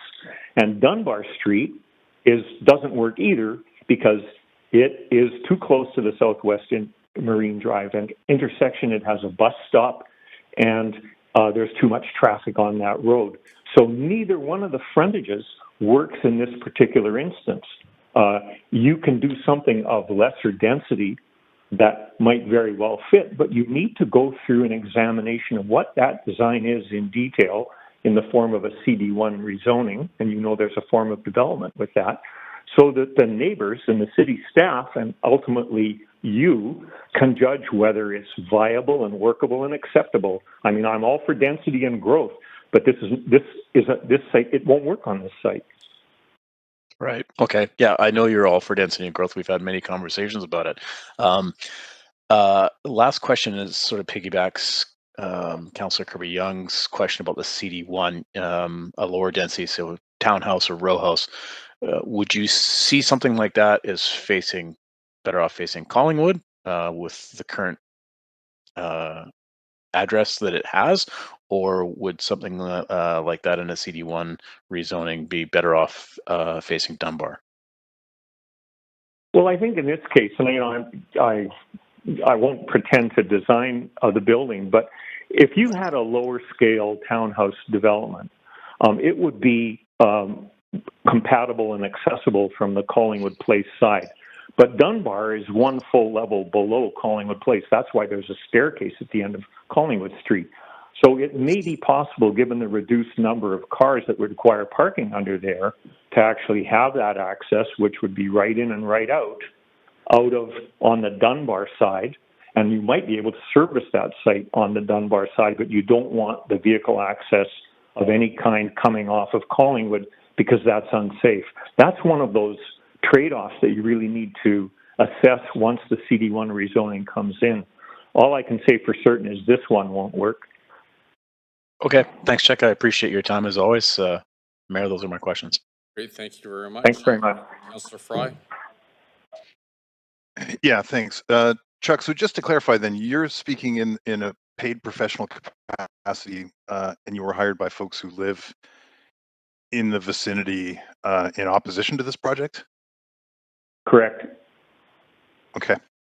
So I appreciate that context. Now, you've opined on adding, I mean, you've mentioned the cul-de-sac and the slower streets and that kind of capacity, but you've similarly opined on adding significant amount of density to the South Falls Creek area, for instance. And I'm curious, how is this different from some of those sort of sleepy streets that we find in South Falls Creek? Oh, wow. That's a really tough one to compare, Councillor Fry, but I will say that, as you know, South Falls Creek is 80 acres with significant areas of underutilized and undeveloped land that allow the imposition of a regular street grid, which it doesn't currently have. So while the strata leaseholds may be retained, there are all kinds of opportunities for renewing the balance of the site. And that would include extending the street grid down from Fairview Slopes. And that opportunity just simply doesn't exist in a microcosm like Collingwood Place, right? This is, Falls Creek South is such a bigger opportunity to get everything right, and where Collingwood Place is, you could impose something that doesn't work. And that's my concern. I wouldn't speak in opposition to it if I didn't firmly believe in it. Right, but arguably, I mean, Collingwood Place is a public street. It's not a private road. This is, I mean, ostensibly owned by all the taxpayers. Yeah. If it's not working properly because it's not seen, that isn't there an opportunity for a rethink of how a street like that might work to make it more especially given how close we are to rapid transit and UBC and. Yeah. So what you could do, if we want to up the scale a bit, is you could consider a precinct plan for Collingwood Place and that area west of Collingwood Street, so that you could comprehensively redesign the street system and the services so that it would actually work. But you can't go on an ad hoc basis and rezone one site and drop a 5-story apartment building in it, because that simply won't work. You need a more comprehensive redevelopment approach to Collingwood Place, because it's this vestige of 1965 suburban planning thinking, which actually doesn't fit into Vancouver very well, which is where we arrive at this problem of a policy that doesn't actually fit a site. I think I don't have any more time. I think this is just 3 minutes, right, Mayor? No, it's actually 5 minutes. Oh, okay. I mean, okay. So I mean, arguably, we have a lot of streetscapes that don't fit with the new density and what we're trying to do in the city of Vancouver. I mean, certainly the Broadway plan, when we look at some of the side streets, those are very narrow streets. Not enough room for 2 lanes of traffic, certainly with the parking. So we have those constraints in other parts of the city that we're adding density to. Is there not an opportunity to finesse this a little bit to make this work with the purpose-built rental apartment building at 5 stories and a car light kind of approach, and taking those sensitivities around the narrowness of the street and the 1950s suburban vernacular? No, I think it's like sticking a stick in the spokes here. I think what you're doing is you're precluding the opportunity to redesign Collingwood Place properly. So what you might want to consider doing is accelerate those sites that do work really well for the rental housing policy, accelerate those sites in the Broadway corridor where you can build a lot of rental housing very quickly on properties that don't currently contain any tenants, and focus your efforts on that while you do a replan study for Collingwood Place, rather than doing something prematurely in an ad hoc way that you may regret in the future when it comes time to do a plan for the whole area. Okay, I appreciate that. I mean, I think arguably we're doing a lot of ad hoc all over the city, and everybody's sensitive about their neighborhood and not wanting to see new density and not wanting to see new neighbors and not wanting to see more cars. So it's that challenge that we have dealing with block by block across the city of Vancouver, where we're adding gentle density. Yeah. But appreciate your time. Thanks, Chuck. You're welcome. Thank you very much. Councillor Carr. Yeah, thanks very much for speaking to council. Appreciate it. You're welcome. I'm just wondering if you have any thoughts about how you would consider designing a street like this, or even any part of the city, in the context of climate change and the exigency that I think we're all facing, every city is facing, in terms of envisioning a future where there is a reduced use and reliance on cars and much greater alternative transportation methods, and especially transit, but also walking, cycling, etc. That really are the future that we need to move towards if we are going to tackle the climate emergency. Well, I think you've seen a few examples probably in the course of your time on council where you might take an unusual site and then extend the existing street grid through that big site. There are a couple of MST sites that would be good examples of that, for instance, where you bring that unusual site into the grid of the city, and that gives people much more opportunity to walk and cycle and so on. And it is not such an American-style car-driven subdivision, which is what you have with Collingwood Place. Then what you do is, of course, you enhance the public transit system and give people real incentives to use it. That's not so much a physical planning one as a transportation planning, and you can provide very little parking as an incentive for people to use transit or to use EVO or whatever it is. But my point is that this dropping a 5-story generic zone onto one site in a 60s style cul-de-sac won't achieve any sustainability objectives because it's going to put too much at risk. Yeah, I'm just wondering though, you study this stuff, you're knowledgeable. I've been to lots of European cities where the streets are pretty narrow, and but they are car light, and there is and cars travel extremely slowly. They're mostly pedestrian and cycling and transit oriented. So I'm wondering, are you suggesting that we continue to think about the use of that street as a car heavy street and be concerned about that kind of traffic, or should we be thinking about a very different kind of city as we move forward? As I say, out of exigency, really, of needing to do that anyway. Well, I think you really have there's two ways you can go here. One way is you can downscale the project so that its impacts in the context of the existing cul-de-sac and topography of Collingwood Place will not compromise the livability and safety in the way that this one might, the application before you might. That's the light touch approach. It then would, of course, set a precedent for others to happen, and you're going to wind up with lower density, but still the same basic pattern. A more comprehensive approach would say, okay, let's go ahead and bring Collingwood Place precinct into the city grid, and then treat it as a conventional neighborhood, and it would then fit within your RR policies. That's a longer-term process, but you won't create any short-term conflicts or foreclose any options in doing that, and you and staff can focus your efforts on, I'm going to say, the lower-hanging fruit, where these RR policies do fit very well. Okay, I think we've discussed that enough. I appreciate, again, your coming to speak to council. Okay, thank you. Thank you very much. Seeing no other questions for you, thank you very much, Chuck. We're going to move on to speaker number 25, Rulin Ren. Are you there? Yes, I am. Great. And yes. Can I please ask you if you're a resident of Vancouver for the record, please?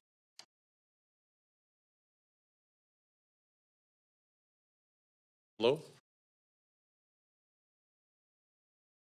Rulin? I am. Yes, I am.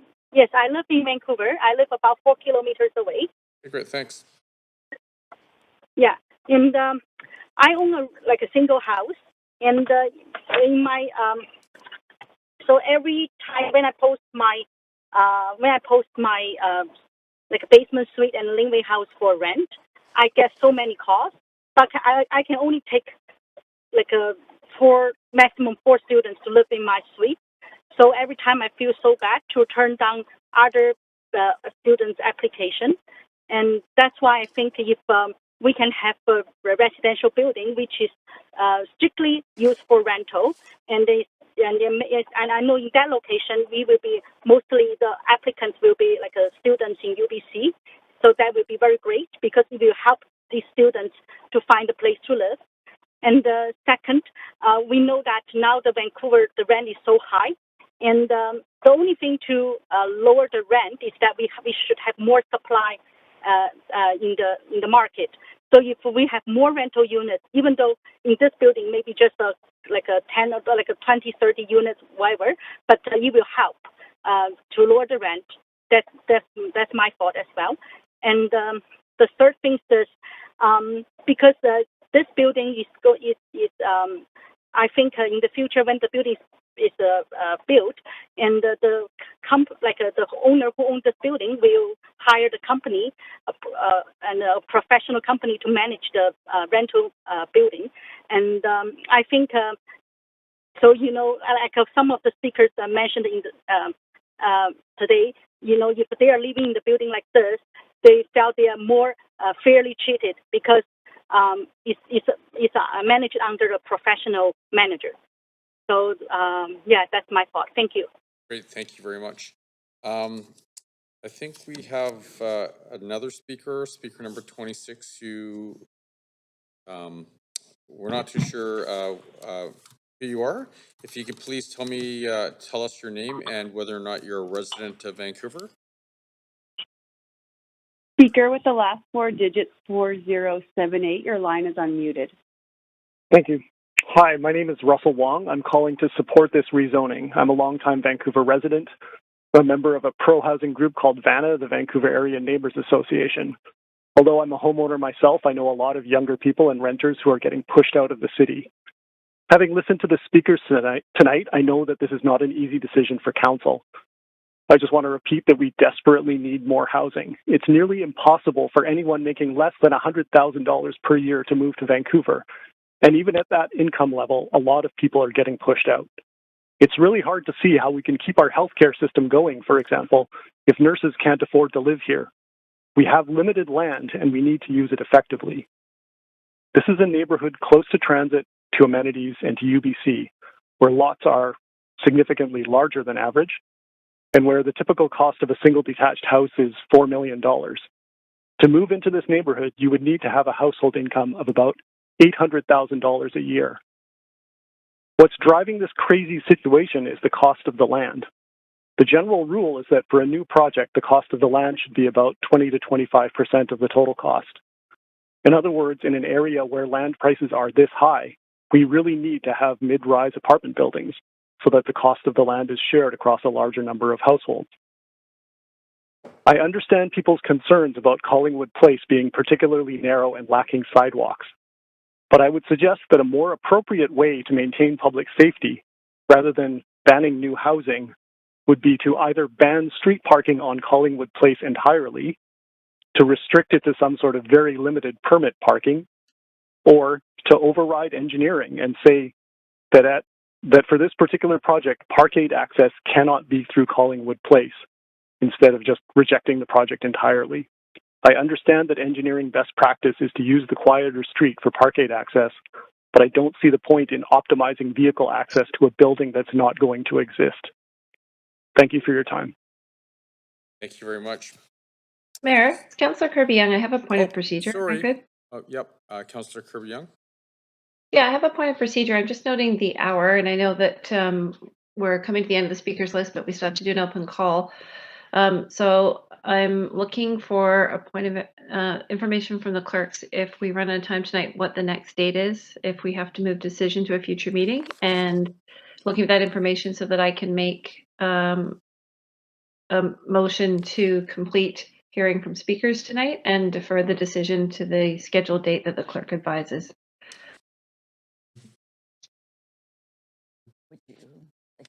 Yes, please. Thank you. Through the mayor, there would be a few options for this evening. One would be to extend to finish hearing speakers. At the moment, we have no further speakers on the line or in the chamber. The second option, through the procedures bylaw, if you wish to continue this evening with debate and decision, that would require to go past 10 o'clock. It requires a unanimous decision of council. And the to continue the public hearing, the date we have is Thursday at 6 o'clock. And finally, the other option would be to refer debate and continue to complete speakers this evening and refer debate and decision to following the standing committee tomorrow. There is a council meeting and you could refer it to that time. So 4 options. Hopefully that was clear. Okay, so I know that we will forfeit at 10 if we don't make a motion by 10:02. So I'd like to move that we complete hearing from speakers tonight and that we defer debate and decision to just looking at the schedule to the reserve of October 19th. I'll second Montague. Great. Just for clarity, it is required under the charter to say the date, time, and location. So the reserved time would be 6 p.m. Yeah. That's correct. That's the motion I'm putting forward. So there's Councillor Carr.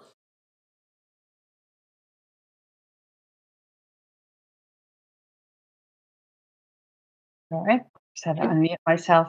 I have an LOA for that night, and it's on civic business, so I have no choice but to take the to do the LOA. And I'm wondering if the clerk has any idea of how many LOAs we have already for the reserve night tomorrow night. Mayor, if I can just add a point to my point of procedure, I believe we need Thursday night, rather. I believe we need a seconder before we can begin discussing it, and I also just want. Thank you. I also just wanted to provide context for council that my understanding is that we're short on quorum tomorrow at the end of standing committee, and that's why I suggested Thursday, just for context for council and not tomorrow. Sorry, Councillor Carrion, can we just do one at a time? So can we have a seconder for, great, thank you, Councillor Joe, that was seconded. Sorry about that, Councillor. Can you please go on again? Yeah, my second point was that if memory serves me correctly, I had understood that we might be short on quorum for later on the standing committee tomorrow, and that is why I made the motion for Thursday the 19th, just for context, and not for tomorrow. Okay, my question, Mayor, was to the clerk about confirming that we do have quorum for Thursday, at 6 o'clock. As I say, I have an LOA. I don't know how many other LOAs there are. Mine is of civic business. I cannot change that. So, do we know if we will have quorum on Thursday night? Yes, Mayor, currently we have 3 members of council who have an LOA on Thursday the 19th. Great, so we will have quorum there. Correct. Okay. Councillor Carr, does that answer your question? You bet. Thank you very much. Thank you very much. Councillor Fry? Even though I'm flying out at 6 in the morning, my preference would be to get this done tonight. But I'm curious, Mayor, if I can ask through you then, as far as procedure for Thursday, I do have an LOA, but I would be prepared to call in to attend this particular meeting just to count my vote. And I'm curious where this would occur in the context of the existing public hearing that's scheduled for Thursday. Yes, through the mayor. We do have a public hearing, a different public hearing scheduled Thursday at 1 p.m. Currently, there are 2 items on that public hearing, and currently there are very few speakers, so we would anticipate we would be concluded, I would estimate, within 2 hours, but certainly before 6. So for clarification, would this item occur first, or would it occur after the other 2 items? The motion, as I understood it, was the reserve. That would be Thursday, the 19th of October at 6 p.m. So this would occur at 6 p.m. and the other items would be after that, presumably. Yes, and through the mayor, just for clarification, this would be a recessed public hearing that would reconvene at 6 p.m. on the 19th, whereas the public hearing that's scheduled for 1 p.m. with 2 items on it is a different scheduled meeting. Okay, thanks. Appreciate that clarity. Thanks, Tina. Thanks, clerks. My preference would be to dispense with this item tonight, though. Yeah, so leaving that there. Thank you very much. Councillor Dominato. Thanks, Mayor. Through you to the clerks, I do have a point of information along the same lines. When I was looking at the calendar, when I heard Councillor Kirby-Young move that debate and decision be considered on October 19th, I assumed it was at the 1 p.m. public hearing. I don't actually have a council reserve in my calendar held. I've just checked both my phone and my so I am curious if procedurally we could have it added as a 3rd item on Thursday's 1 o'clock agenda, sort of immediately follow items 1 and 2. Is that possible procedurally? Since we have a public hearing scheduled at 1 o'clock, and it's scheduled in my calendar from 1 to 10. So, Mr. Mayor, yes, I can answer that. The current motion on the floor is for the reserve that would start at 6. In order to change that for it to start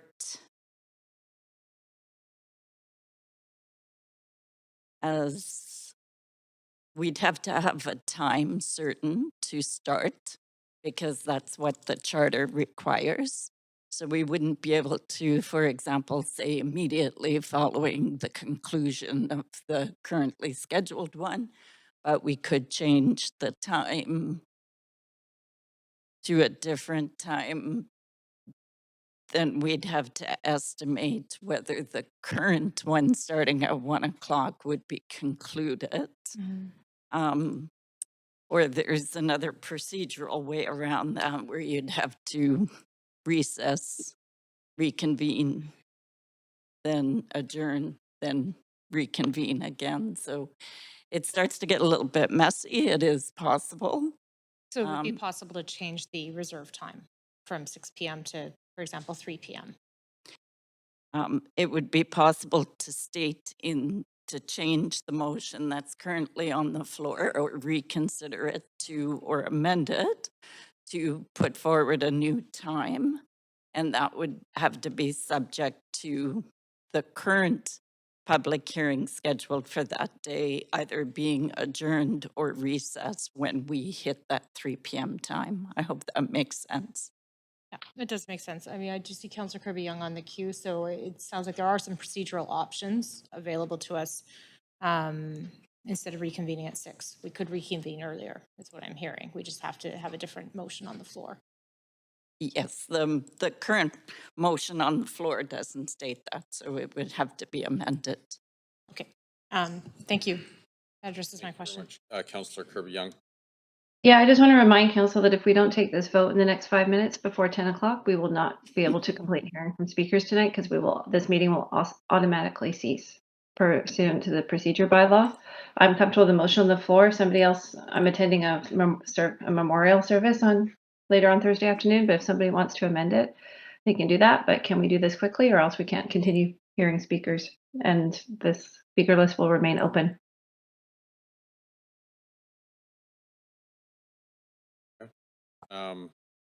Councillor Carr, so do Yeah, I'm not interested in amending it. I have an LOA for the whole day on Thursday and the whole evening. I'd prefer to finish this tonight, so I'll vote against the motion on the floor. I'd like to vote tonight.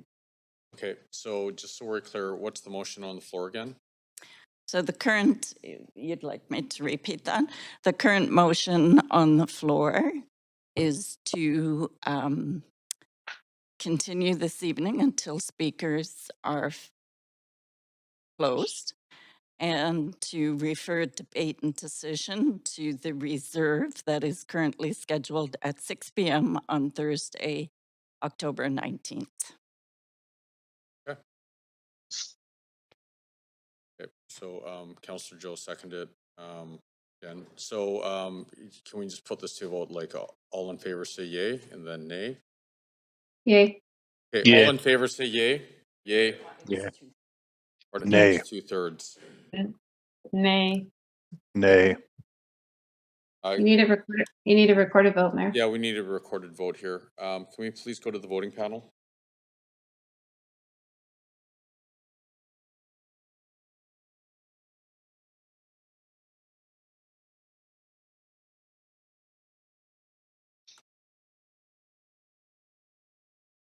Two, 3, 4, 5, 6, 7, 8. 1, 2, 3, 4, 5, 6. All right, it passes with Councillor Fry and Carr in opposition. Okay. Yeah, I said class, right? Okay, so we will continue on to hear the speakers. So, are there any speakers online?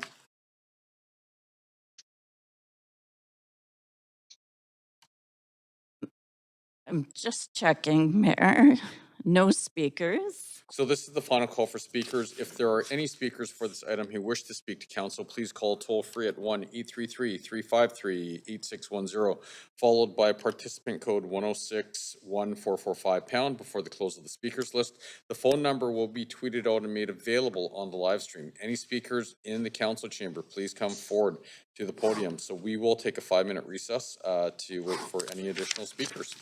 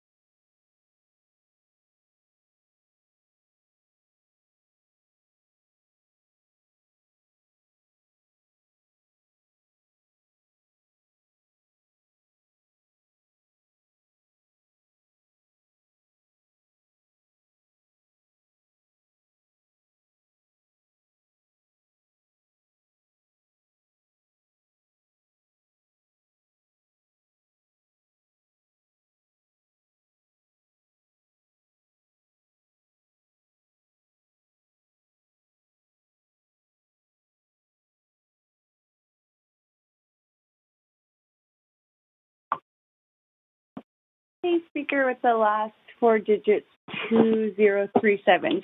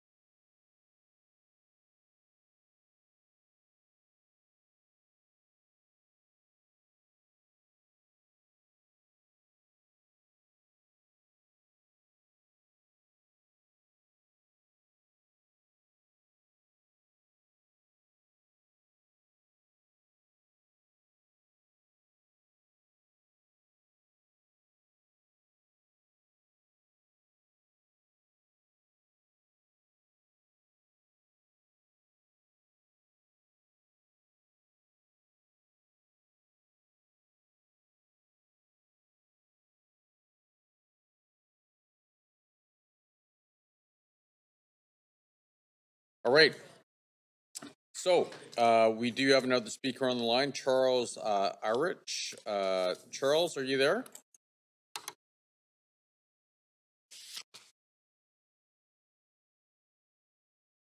Charles, are you on the line? I should be. Great. Yeah, we can hear you. Can you Can please you hear let me? Can you please tell me if you are a resident of Vancouver, just for the record, please? I am a resident of Vancouver. Thank you. Yeah, I'm speaking in support of this rezoning application. I mean, I've been kind of tuned in for the last hour or so, and it's been very frustrating. Mainly because a lot of the concerns people have brought up, you know, whether it's parking, it's access, it's sidewalks, it's everything else. Like those are all solvable problems. You know, we can fix that. We can change how cars move around. And then a lot of the concerns, it's like they all seem to be waffling around the opposition that, you know, this building is too high, or, you know, I think that was the proposal for a CD1 development of townhomes or row houses, which basically just comes down to the same thing that, like, people just don't really want a 5-story building, which, as Owen pointed out, I think should be a 6-story building, because we're really not making the most use of the best use of the land. So yeah, I mean, let's be real here. Like, this one building isn't going to fix the problem, but you know, it really isn't solving the problem is pushing this rezoning application to another day for another, you know, hour or two of discussions for whatever else happens. Yeah, we need to move ahead with building more housing and approving more housing, and spending all this time on a single application is not going to do it. So I do hope you will all vote in favor of rental housing near UEC, near relative. Well, I think it's the 49th, the rapid bus that goes along 49th. And yeah, then let's get this done. I'm sorry that it won't be happening tonight, but hopefully it will happen soon. So yeah, please vote in favor. That's all I got. Great. Thank you very much. So, Clerk, do we have any other speakers in the queue there? Just double checking. I don't see anyone coming forward and none on the line. Okay, great. So seeing that there are no additional speakers, the speakers list is now closed. And seeing that there are little or no comments received after 5 p.m., I'm now closing the receipt of public documents. So what we're going to do, and I'm going to make sure that we have this correct. So what we're going to do is we are going to adjourn the meeting, and what we're going to cover. I believe we're recessing. Sorry, we're going to, that's awesome. You're correcting me on the fly. This is great. So we are going to recess this meeting, and I'll give you the date in a second. But when we come back to that meeting, we will have the applicant come up with any of the closing comments. We will have an opportunity for our team members to give any of their closing comments. We'll have an opportunity for council to ask questions of our team members. We will talk about the yellow memorandums, and then we will have debate. And that recessed meeting will be on October the 19th, 2023 at 6 p.m. here in the council chamber to continue with item number 6. Is that correct? It was 6, right? And I want to stress that you know, we're going to remind council that this is very important, that you do not engage in any discussion or correspondence in regard to the remaining application, which is application number 6. Okay, so with that all being said, can we have a motion to recess this meeting? Great. Councilor Meisner, seconded by Councilor Dominato. All in favor say yay. Yay. All those opposed say nay. Great. So it's been carried, and this meeting is recessed till October the 19th, 2023 at 6 p.m. Thank you, everyone. That was a long day.